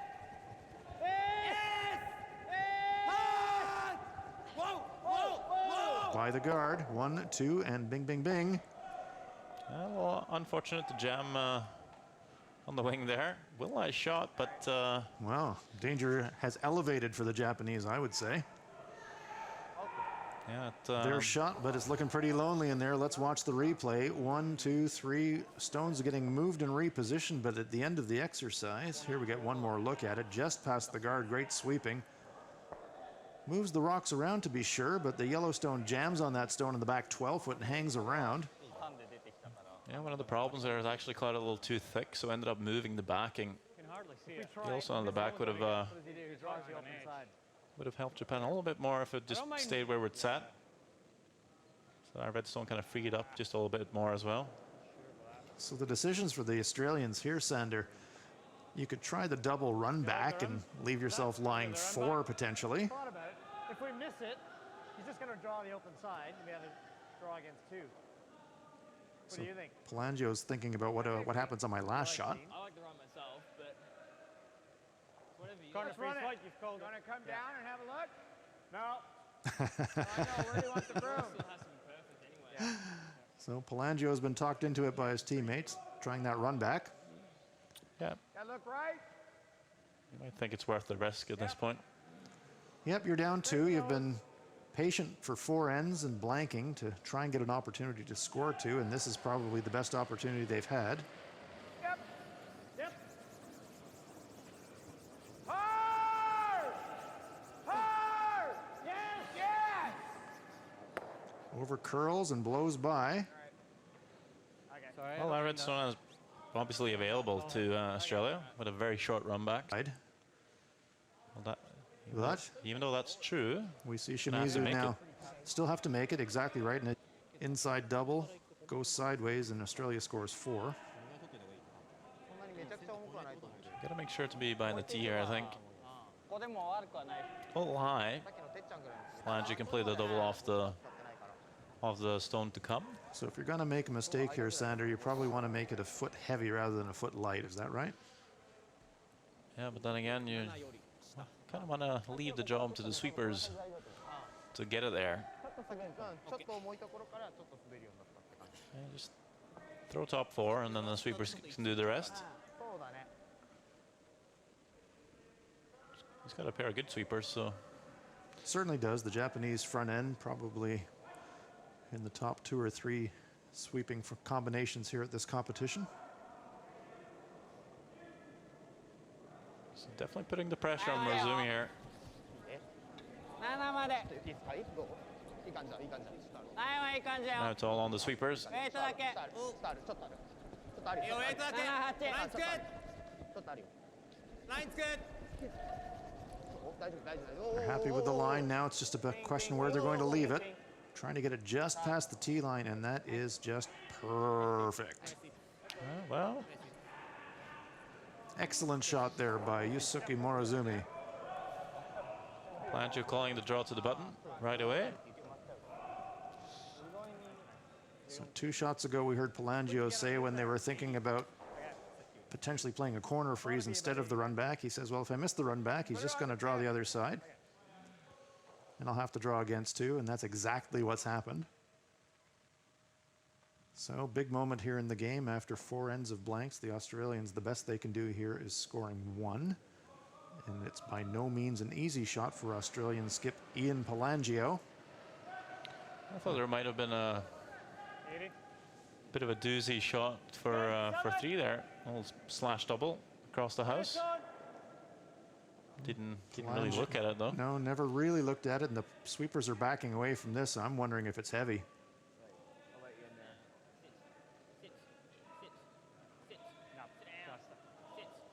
And it does indeed slide all the way to the back of the 8-foot circle. So what a turnaround for the Australians. It's a steal of 2 for Japan. Pelangio trying to save the end, drawing against 2 points, but 4 feet heavy. And 6th end might be pivotal. Great chances for the Australians, but it's the Japanese who steal 2 points. And after 6 ends of play, it's Japan 4, Australia no score.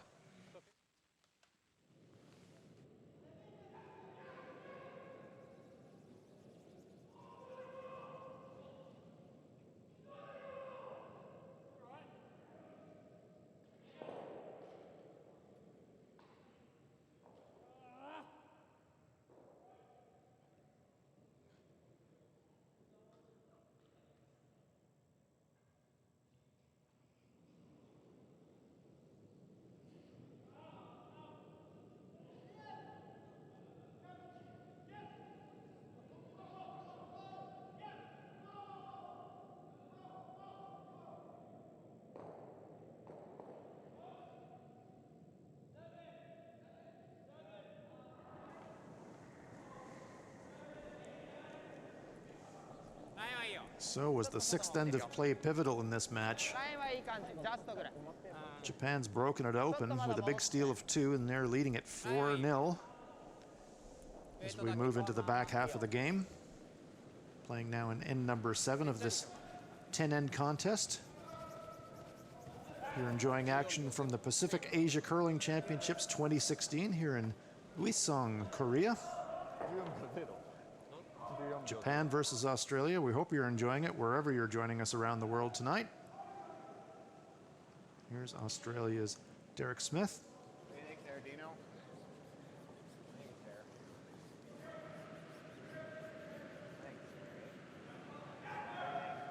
So heartbreak for the Australians. They really had something going there on the 6th end. Yeah, finish it. Come on.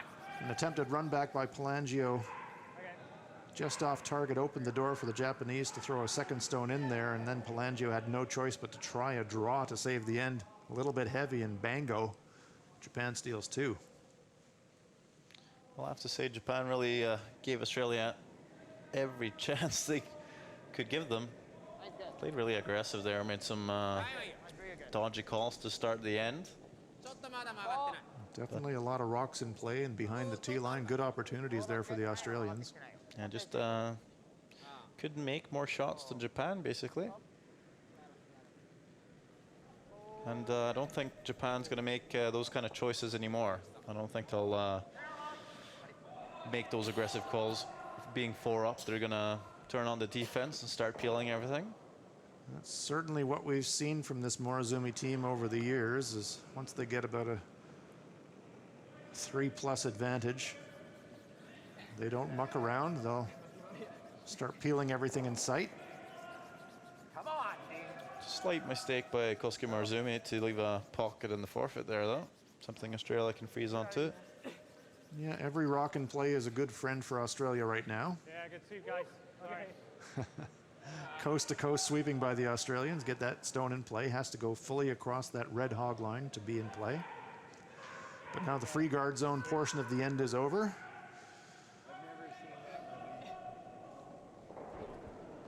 So Yamaguchi gets the opportunity to bring the heat. There's one across the top of the second.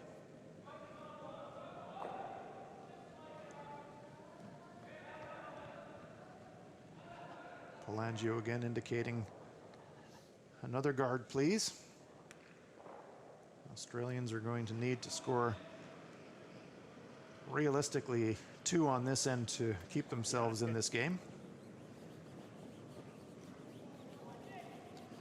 The Aussies have had their chances, haven't they, Sander? Just haven't been able to close out the ends. I think that's exactly it. Just haven't made enough shots, really. Looks good. Shot, Dean. Great. Another corner there for the Australians. The Australians, of course, don't have a curling facility anywhere in their country, so when they want to train and compete, including their national competitions, they have to go overseas for that. For the last few years, the Australians have held their national championship competitions in New Zealand, which does have dedicated curling facilities. And for competitions like this, Australian teams will typically go to Europe or to North America to train. Freeze. It's been talk of a dedicated curling facility in Australia for some time, but nothing on the horizon just yet. But there is curling in Melbourne and in the Sydney area, and there's been curling in Bendigo, and there's a new ice rink in Perth in Western Australia, in Brisbane. So curling is catching on in Australia. But these are all multi-sport ice facilities. They are multi-sport. Heaps of room. Line's good. Line's good. Need weight. Line's good. Just for weight. Gotta go. Yep, yep, you can go. Have to. Yep. Smith and Merchant bring it just into the front of the rings. That's a useful spot. See if Morozumi takes on the slash double here. Yeah, there's some risk of jams here, but pretty fair bet that he was going to be running a guard somewhere. He's just going to play the simple peel here. Nothing too fancy.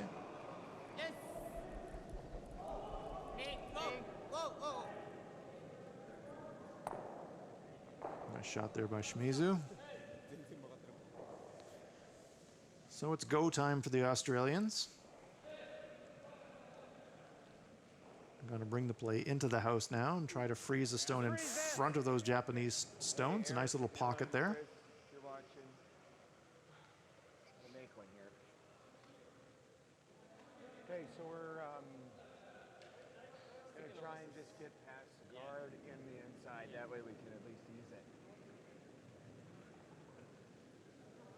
Still a hair heavy on this side. Huh? I think it's a hair heavy on this side.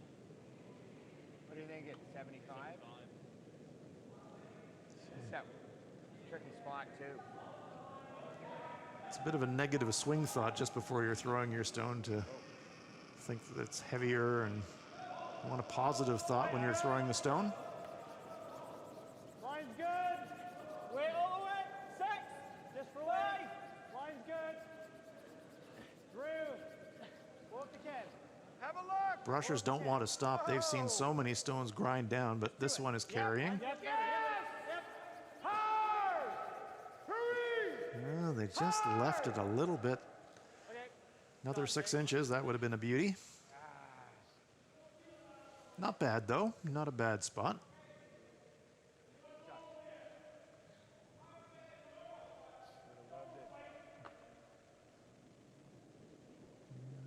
Just heard Jay say I would have loved it another 6 inches further along.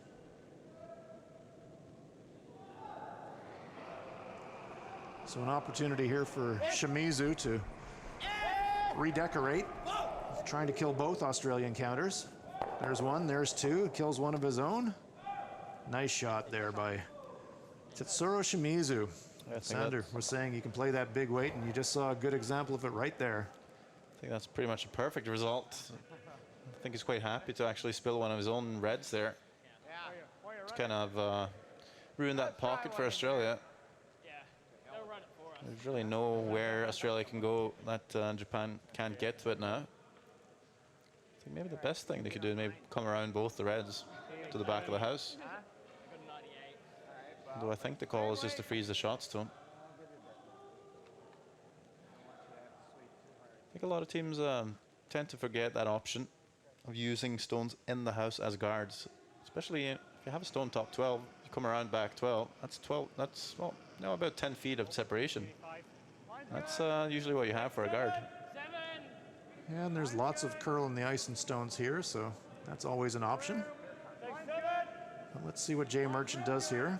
Make it good. Just to it. Needs it. Hard. By the guard, trying to get it all the way to the back of that Japanese stone. Just short.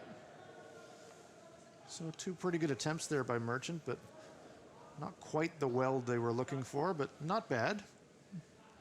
The Australians are going to have to generate something here. The Japanese are not going to give them easy open draws for multiple points. They'll be hammering everything they can possibly hammer.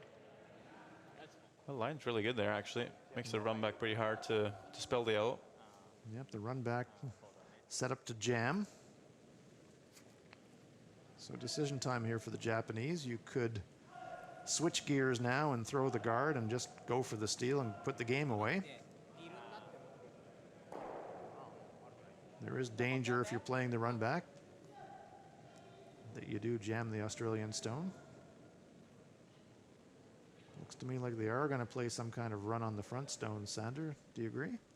Yep, think so. Just running back with big weight, try and catch just a tiny piece of the yellow one. That should fly. And we see Shimizu looking at the angles.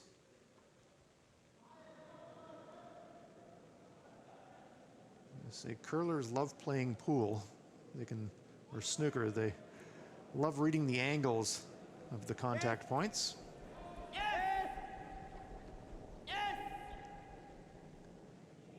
There's one, and he blows it by the works, so small opportunity here for the Australians.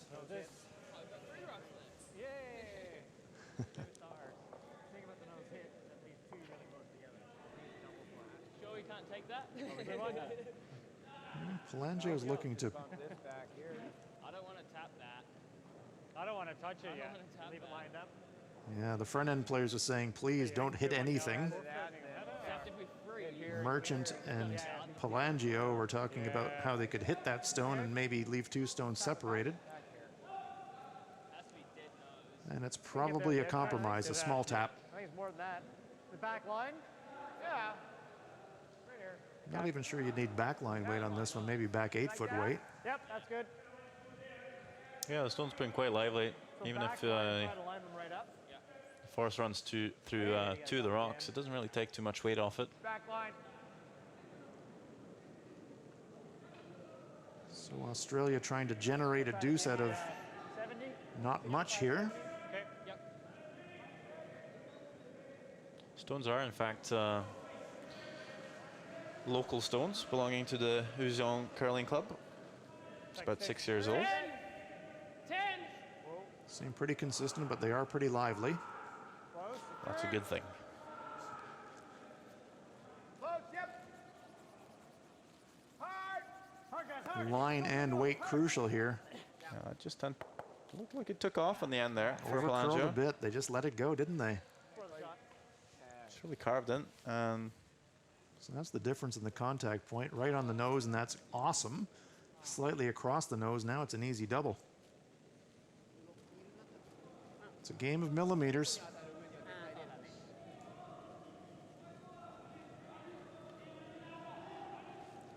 So an opportunity here for Morozumi to kill both Australian stones and not quite lock the game away, but make it very difficult for the Australians to climb back into this one.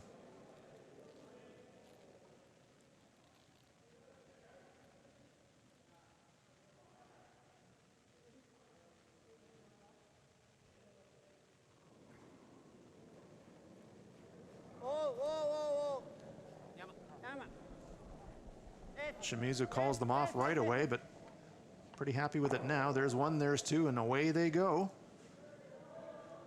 Double takeout there from Yusuke Morozumi. Might have just rolled off the rings, but Japan lies one. Don't know. There's a smile. I said, did it hang on the rings? Great low angle here. Look at the granite fly. Two Australian stones say sayonara and exit the house. looks like Palangio's chosen to play the nose hit this time, score the one. I'm trying to change it up a little bit. Hasn't been too successful with the last stone, so figuring. Sometimes the hammer's a curse. You just need to get rid of it. Yeah, so score one and then try and steal for the remainder of the game. It is the last stone here, event number 7. Australia looking to score. There's the hit, there's the roll, and it rolls off the rings. And now the question is that stone in play? Shimizu takes a look at it. I think it's one. Jay Merchant thinks it's on the rings. And it is a steal of 1 for the Japanese. Well, well, well. Just not happening for the Australians tonight. An attempted nose hit by Palangio. Hits half the rock. It's a steal of 1 to Japan. And Japan is now leading at 5-0 after 7 ends.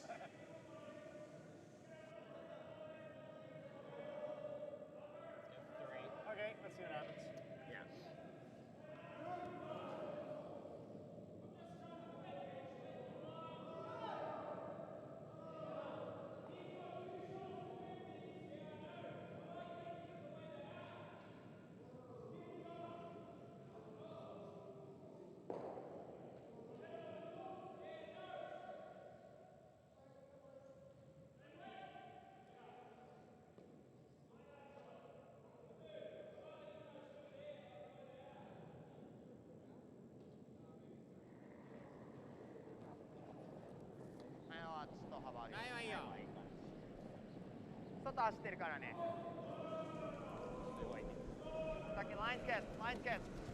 So Japan firmly in control of this one now.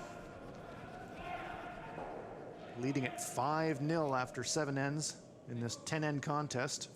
And it's desperation time for the Australians now. Corner guard. Having to throw everything at it, including the kitchen sink, and you probably have to throw the kitchen sink at the kitchen sink at this one. Yeah. Come on, Dean.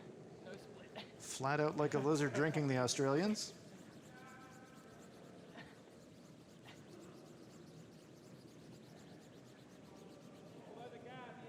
Ooh. You got it.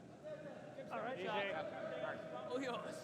Well, the skips tends to freeze a little bit. Tend to get a little cold. Sometimes you want to come out there and just have a bit of a sweep yourself just to warm up. Absolutely.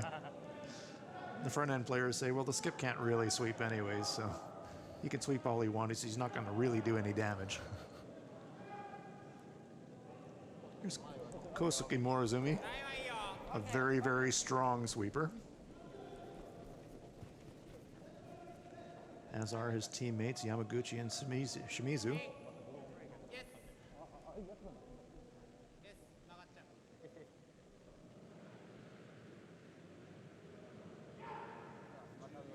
So if you were handicapping this one, you'd say the Japanese look pretty strong from here, but again, if you were with us earlier today, we saw the Korean women's team score 3 in the 10th end to force an extra and win the game. So we've talked about Yogi Berra. It ain't over till it's over, but use another horrible cliche, opera cliche. It ain't over till the fat lady sings, but she's warming up in the wings right now. Good boy.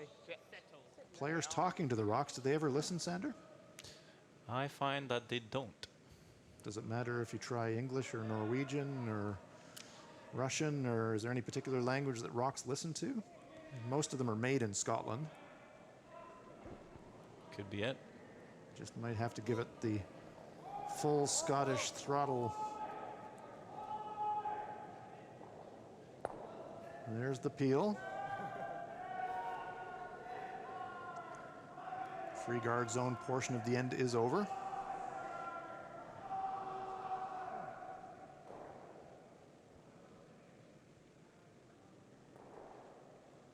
Dean Hewitt, of course, could talk to the rocks with a full dose of Australian. He is born there, isn't he? He is the only native-born Australian on the ice for Team Australia tonight. Still half Canadian. But born in Australia. Yeah, we're getting there.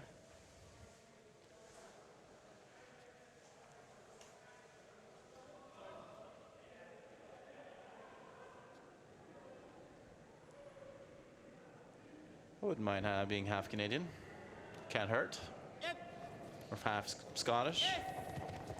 Well, if you're in the curling world, you certainly get your opportunities if you're in either of those two locations. There's one, there's two. Stones flying left, right, center. And once again, the Japanese tidy up and clean house. They are a dangerous team with a lead and really difficult to generate anything. I believe that's what you call being kicked while you're down. Yeah, indeed. You set 2 corner guards, you think you've got something going, and all of a sudden, bing, bang, boom, everything's gone. 3-4. Got senior peel. 3, 2, 3. Jay Merchant saying this one's got senior peel weight. It's an intended guard, but maybe a little bit heavier than he'd like, but that's pretty good.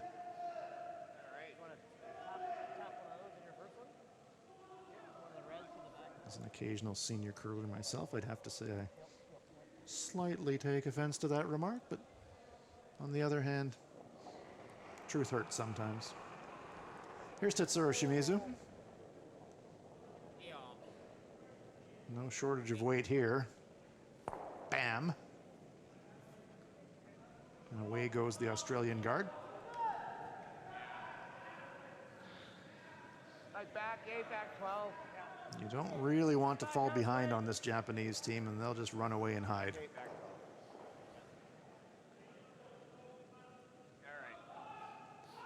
12. But as you said, Sandra, they have made some interesting shot choices in the 2 games that we've seen them play tonight, and they've given their opponents some opportunities that's a bit uncharacteristic of them. Yeah, just taking some risks, really, to force the issue. I'd say that they're just a little impatient. It's an important discipline. When you know you've got the talent and you want to try and make something happen, you can press a little bit too hard sometimes. Line's good. 8-9.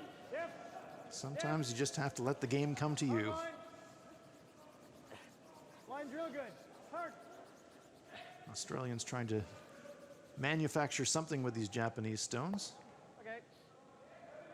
Nudges that one back into the forefoot and sits in front of it himself.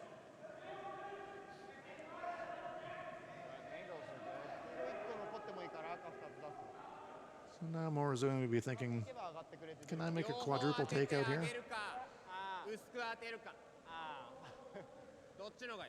最初のどうだい微妙薄くかい Bit risky, but he could probably slam that yellow one right on the nose and kill all three of them.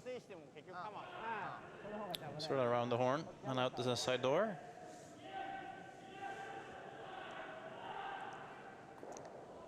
Again, with Shimizu in the starting blocks, I don't imagine this will be light. There's a bit of a vapor trail behind this one. Looks like they're just playing their clean pick here. There we go. Nothing to it. They're good. Throw smoke.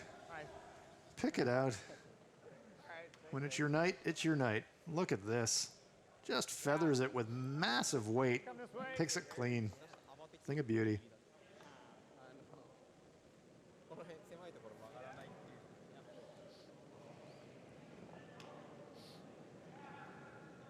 Fun to watch.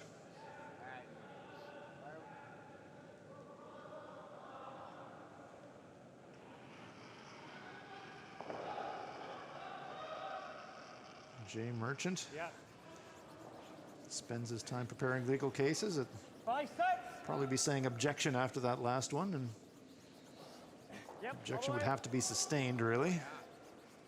Hard, guys. Hard, hard, hard. Hard. Just going sideways.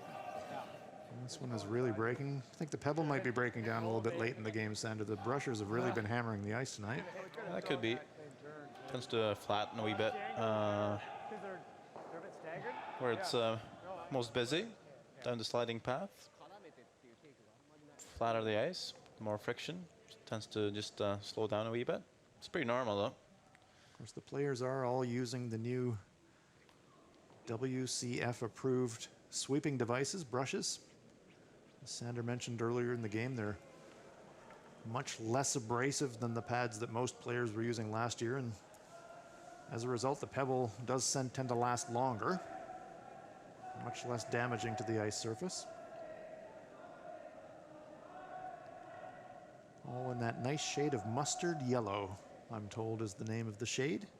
Mustard yellow. Yasuki Morozumi is going to bring the mustard on this one.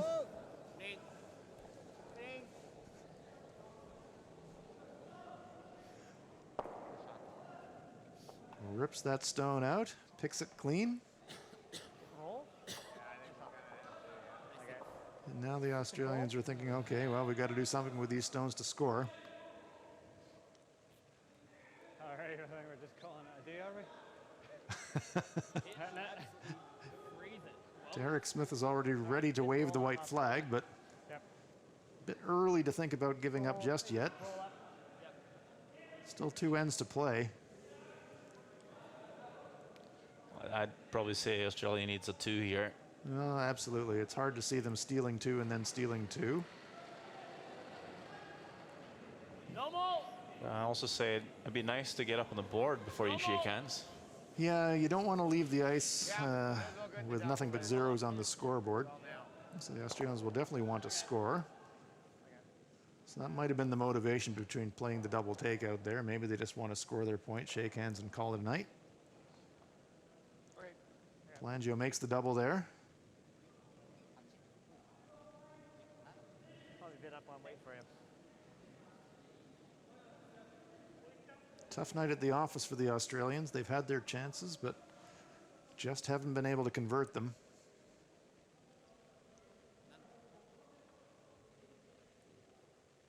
Japan now just needs to keep their focus. They've got a commanding lead.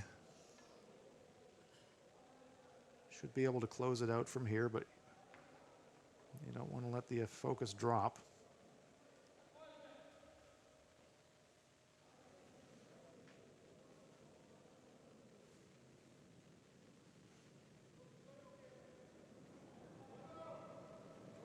Morozumi playing the intern.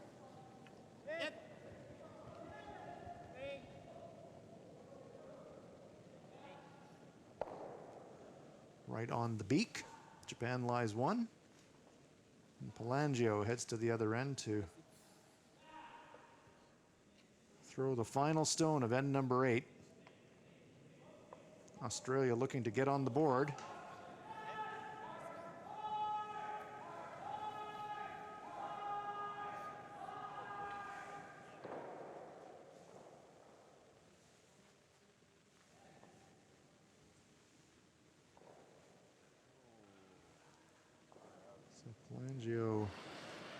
lining up the in-turn. Yep. All the way. Last stone of end number 8. Yep. Whoa, whoa, whoa, whoa, whoa, whoa, whoa, whoa. Yes, no. On the nose, and Australia is on the board.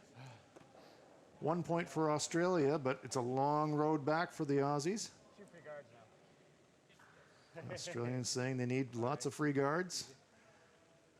And they're definitely going to need them to score. It's Japan 5, Australia 1 after 8. I'll go long first.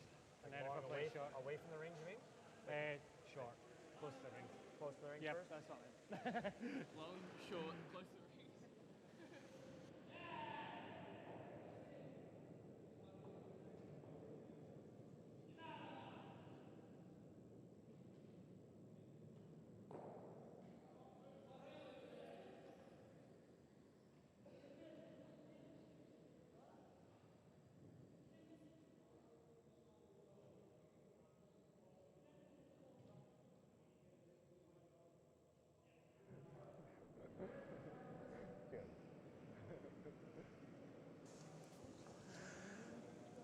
So play underway here in the 9th end.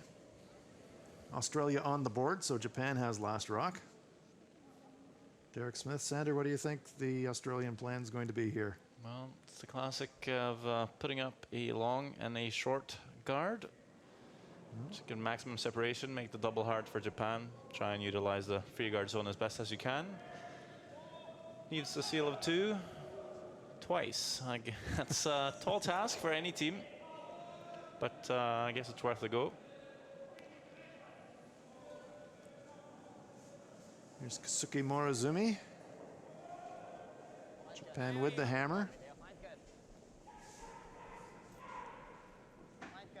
See if they're trying the tick, or they might just be coming around themselves. Okay.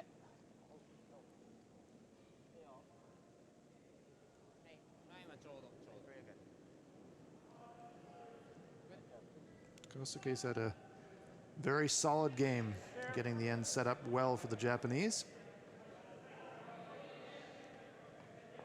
And the great hair.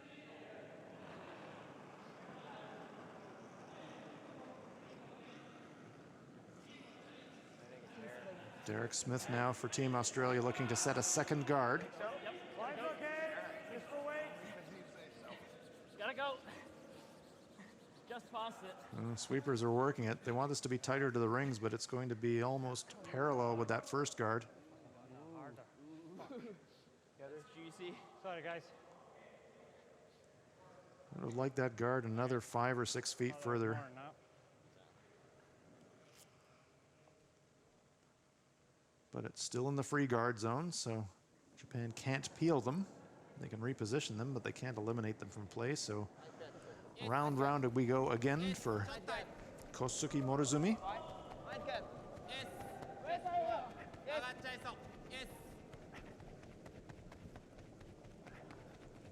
Play here on end number 9. Japan 5, Australia 1.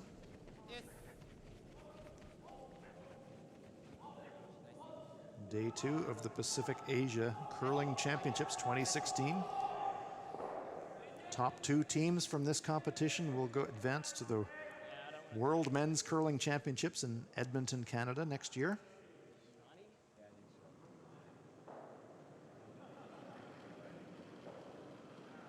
Four of the 9 men's teams will make the semifinals. And then it's a straight knockout from there. First place team against the 4th place team. Second place team against the 3rd place team, and the 2 finalists will play in the gold medal match, and they'll both go to Worlds. 3. Wait, it's overbending. Regarding. It's all right. So there's that 3rd guard. 4 or 5. A little unintentional, but useful. Australia needs lots of protection.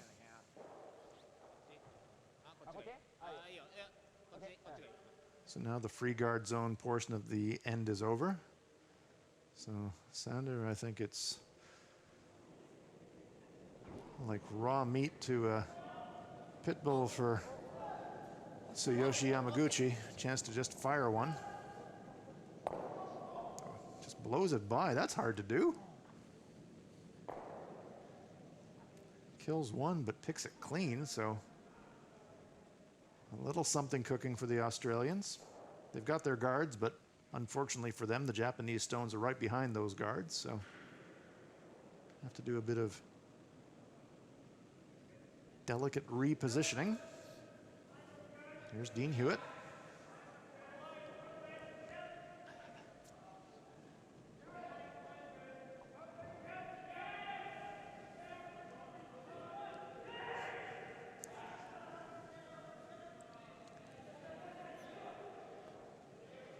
Nudges it into the top 4 foot. So Morozumi not tempted at all to follow it.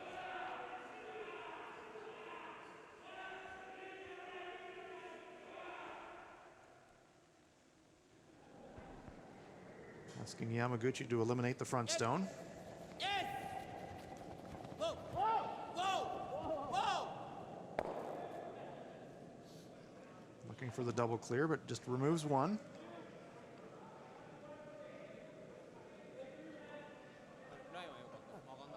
Japan with last rock here on the 9th.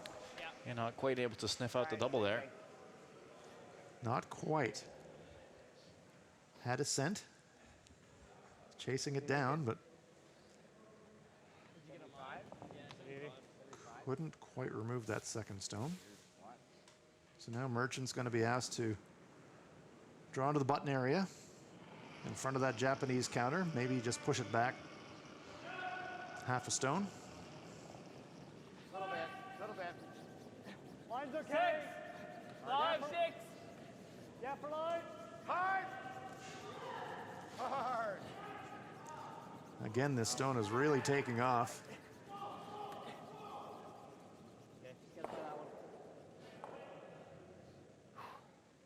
Corner freezes the one in the top 12 foot, but unfortunately also cuts off the path to the shot rock in the process. Well, that's something. Any stone in play is a good thing for the Australians right now, I agree. So you're going to need a break or two along the way to pull this one out. And it is corner frozen on that stone in the 12 foot. Here's Tetsuro Shimizu. Coming here at Shinkansen speed. Ba-boom, ba-boom, ba-boom. And all of a sudden, the house looks very, very different. 1, 2, 3, 4 stones in motion.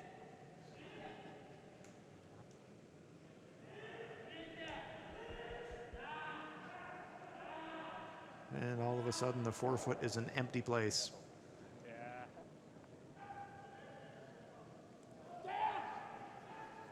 I think Shimizu and Yamaguchi are just sort of comparing notes, saying, I think I could throw it slightly harder than you. I think I could throw it slightly harder than you. Unfortunately, we need to steal about 10. All right. So you got 85. Yeah. So you need a 75. All right. So Australia now going to use their own stone as in the house as a guard. Sander said a few ends ago he'd like to see more teams doing this, and now's the time. Yeah, 7. 6. Okay. 6. Yeah, a bit for line. Yes, for line. Hard line. Hard line. This intern has been moving big for Jay all night long, and again had to really sweep it to get it by the guard, but look at it, over curling and going deep in the house. Actually skated a bit more. Pops all the way out to the open side, so it'll be interesting to see how Morozumi plays this one. Shot rock will be wide open, but it's a question about whether it's the danger rock or not. But the only thing that can get the Japanese into trouble, Sander, is giving up a 2 or a 3, so any chance to make a double takeout is probably a good thing for the Japanese. Yeah, if they make it real good here, they might even slide the shooter in for shot. Yes! Whoa! Yes! Yes! 1, 2, and there they go, Shimizu. In 2 shots, moved 7 stones by my count. That's a lot of granite moving around. Well, it is a chance for Australia to come around the top red and lie 2. Could force Morozumi to make a draw Stranger against 2 things have shots. happened. You know, we saw earlier in the game that Palangio had to make, wasn't an easy draw, but a draw against 2 shots and slid 3 or 4 feet deep, and all of a sudden it's a steal of 2. So the same thing could happen to the Japanese. The second one was an 80. Yusuke hasn't thrown too many draws in this game. And the one draw they did throw in the first end trying to score a 3 was heavy. I think I'd be tempted to maybe throw this one just back of tee, really. Try and get some separation. You know, Morozumi's going to play that run back all day, so try and make it a little harder. Or maybe leave him the choice of following the drawdown or play the run back. Very hard. But this one will pull up quite short, I believe. Yeah, that's well short of the rings. Okay. The slow part. Okay. Yeah. What time did you get? 80. 85. Holy moly. Yep. That's weird. Okay. Same time as yours. Your second one. Might just be a bit flat 10 spot. feet difference.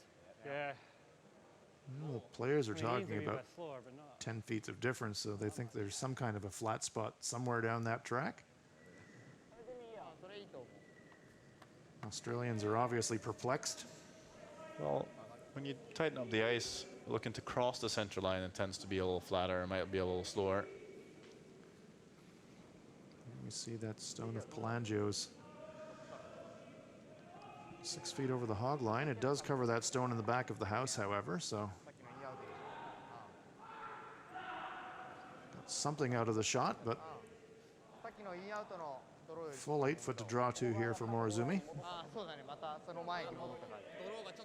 And they've got the hammer here in the 9th. And Sandra, you'd have to think any Japanese score in this game, this end would mean game over.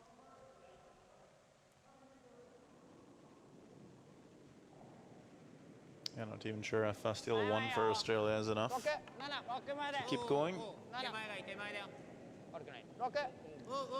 We see our score. It's Japan 5, Australia 1.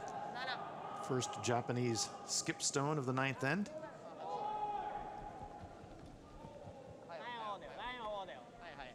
Trying to bring it back to that Australian stone in the back of the house. And they do, sit right in front of it. I think the plan was to draw the top 4. Just gotta put one in there. Just plan B. I'm a bit surprised too that it slid behind the tee line. We did talk about Morozumi not throwing many draws in this game. Like that ice? Yeah. I think so. So, Tucked on the edge of the button. small chance here for the Australians. And do you have to make a kind of a play at the back one to try and lie 2 to force a steal of 2? Or do you just throw the come around and steal 1 and hope to steal 3 somehow in the 10th? I'd like to try and score 2 here, but first of all, it's kind of a difficult shot to tap it to sit 2, and for Morozumi to miss the 8 foot on his last one. It's not very likely, but it's definitely an option. Try it, guys. Line's good. Room. Yep. So this one a little bit wider than this first one. Might just slide a little better. This one is certainly carrying further. Comes to rest in front of the Japanese stone, slightly over curls, but Australia does lie 1.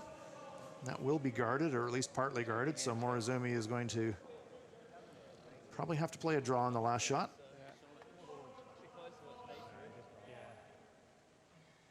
Heard the Australian team already talking about shaking hands, and so they're anticipating Morozumi making this shot, and if so, they'll call it a night, but have to make it first.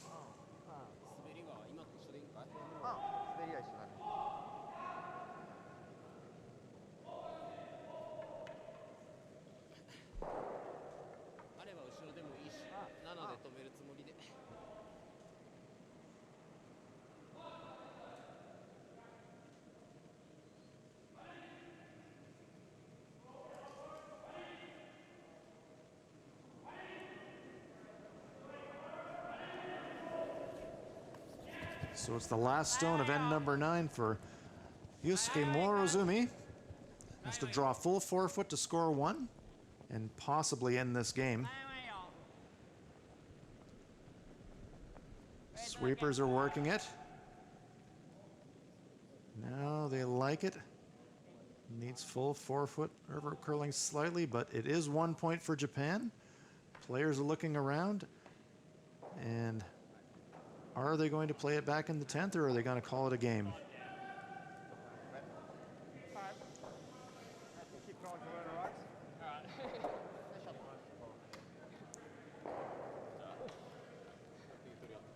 Well, not sure yet. It's certainly 1 point for Japan. So after 9 ends of play, it's Japan 6, Australia 1. And the Australians are going to say, well, we'll see what happens in the first couple of shots. But they need 5 to tie. That's a big ask.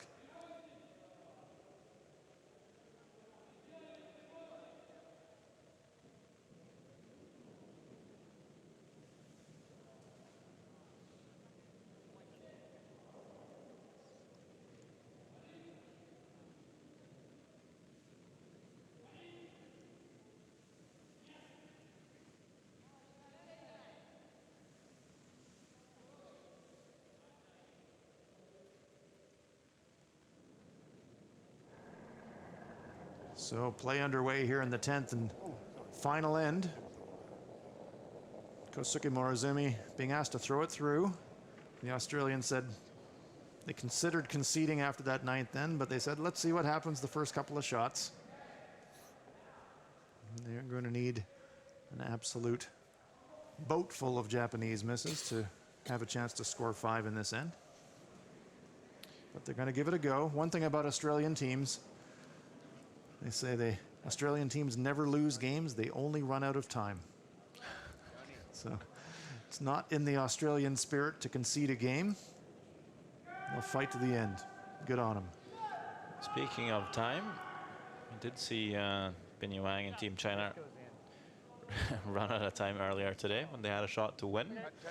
So the question is, how much time does Japan have left? Is Australia trying to lure them into spending all their time? Could be the best tactic ever. Jay Merchant is a bit of a chatty fellow out there on the ice, and so maybe you could just talk to the Morozumi boys and distract them. And there we see the time clocks. 38 minutes thinking time, so 2:43 left for both teams. That's enough, but that might be Australia's best path to victory at this point, Sander. An unusual tactic. Here's Derek Smith. This game has been like a 50-page court 8 list.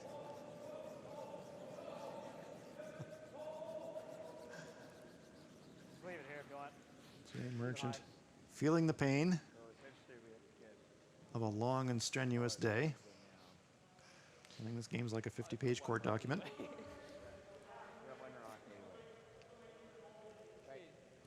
Well, maybe they're just maximizing their TV time as well to launch his stand-up career. Could be.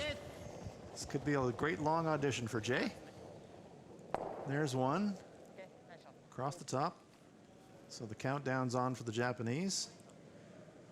If they eliminate 4 Australian stones, this game's over.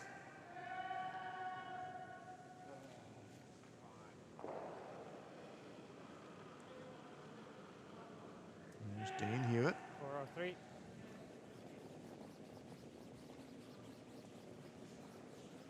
Line's a bit tight.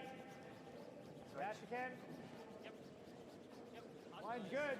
Line's real good. Hurry. Line's real good. Hurry. Hurry. Rise goes. Rise goes. Go, go, go, go, go, go, go, go. Coast to coast from the sweepers. Okay. Go on, Dean. Drag it into the house. Hide a corner.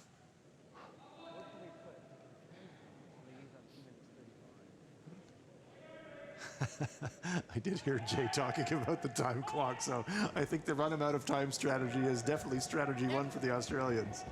Yes. Yes. Yes. That also is quite a typically Australian way to play a game. Try and win by any slightly legal means possible.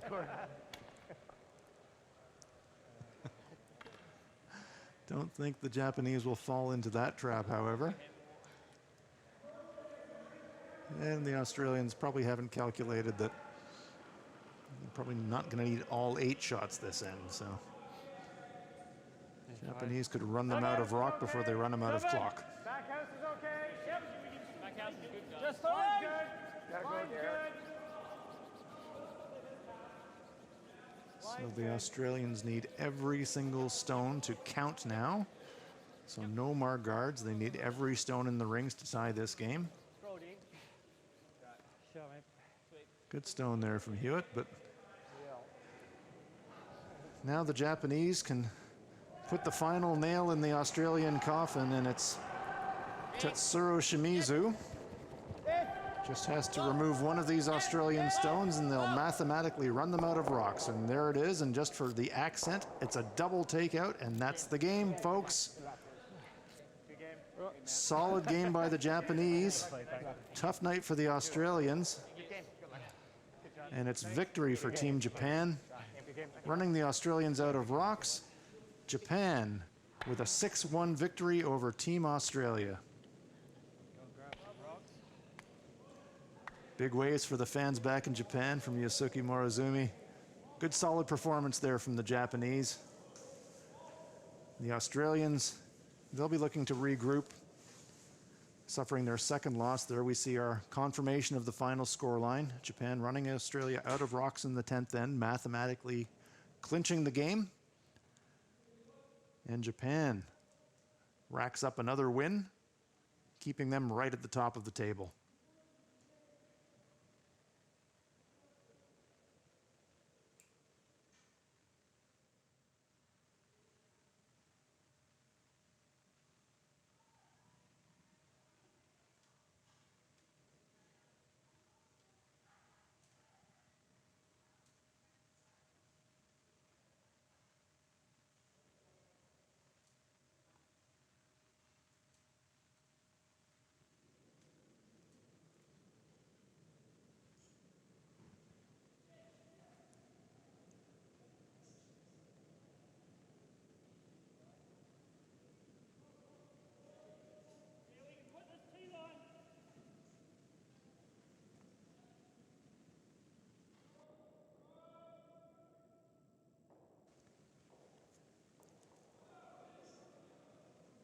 So session 3 is nearing an end.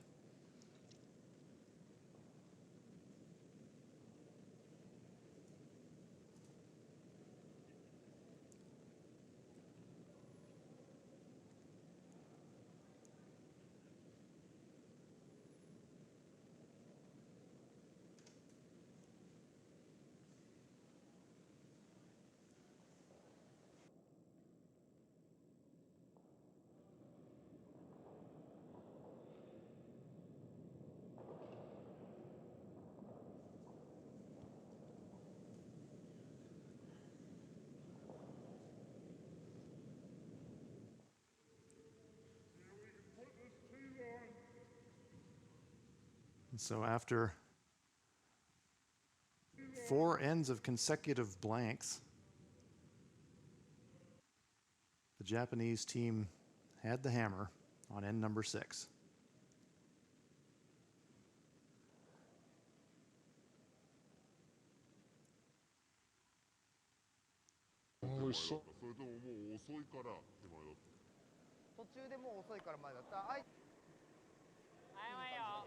First end of play, Japanese skip Yosuke Morozumi on an attempted draw for 3, a little bit heavy with the attempt, but Japan was away to a 2-0 lead early in the game.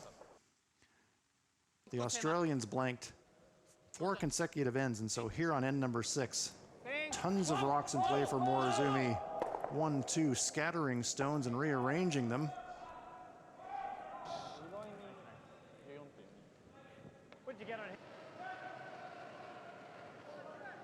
Forcing Ian Palangio to have to draw against 2 stones, but he slides deep into the back of the 8-foot, and it's a big steal of 2 for the Japanese. Big turnaround in that end.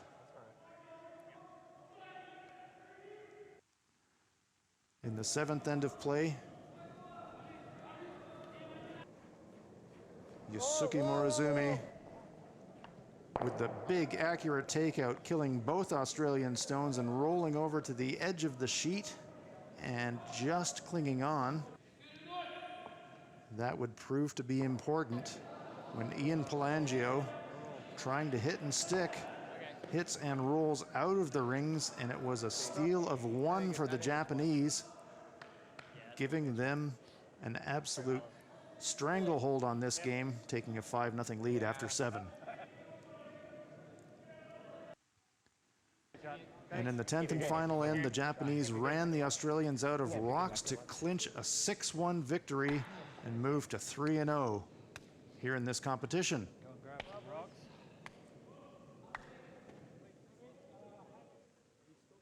So play winding down here at the Uiseong Curling Center. Japan 6-1 winners over Australia. And we're standing by to meet the winning skip.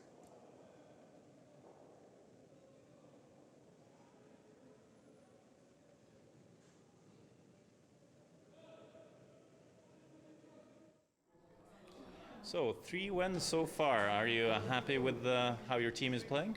3連勝ですが、チームのプレーを、幸せに思ってますか？はい、チームメイトすごくよく投げてくれてますし、危ない場面もあるんですけど、なんとかできているので、このまま中国戦に向けて調子を上げていきたいです。Yeah, we are feeling happy because players do really well, and we had some not so good situations, but we cleared that, and we just keep it going, getting better for game against China. After even if you had a 2-point lead after the first end, it seemed like you were making a lot of aggressive shots. You were trying to get more points. Is that how you play? You want to get a big lead and then protect it after? I'm sorry.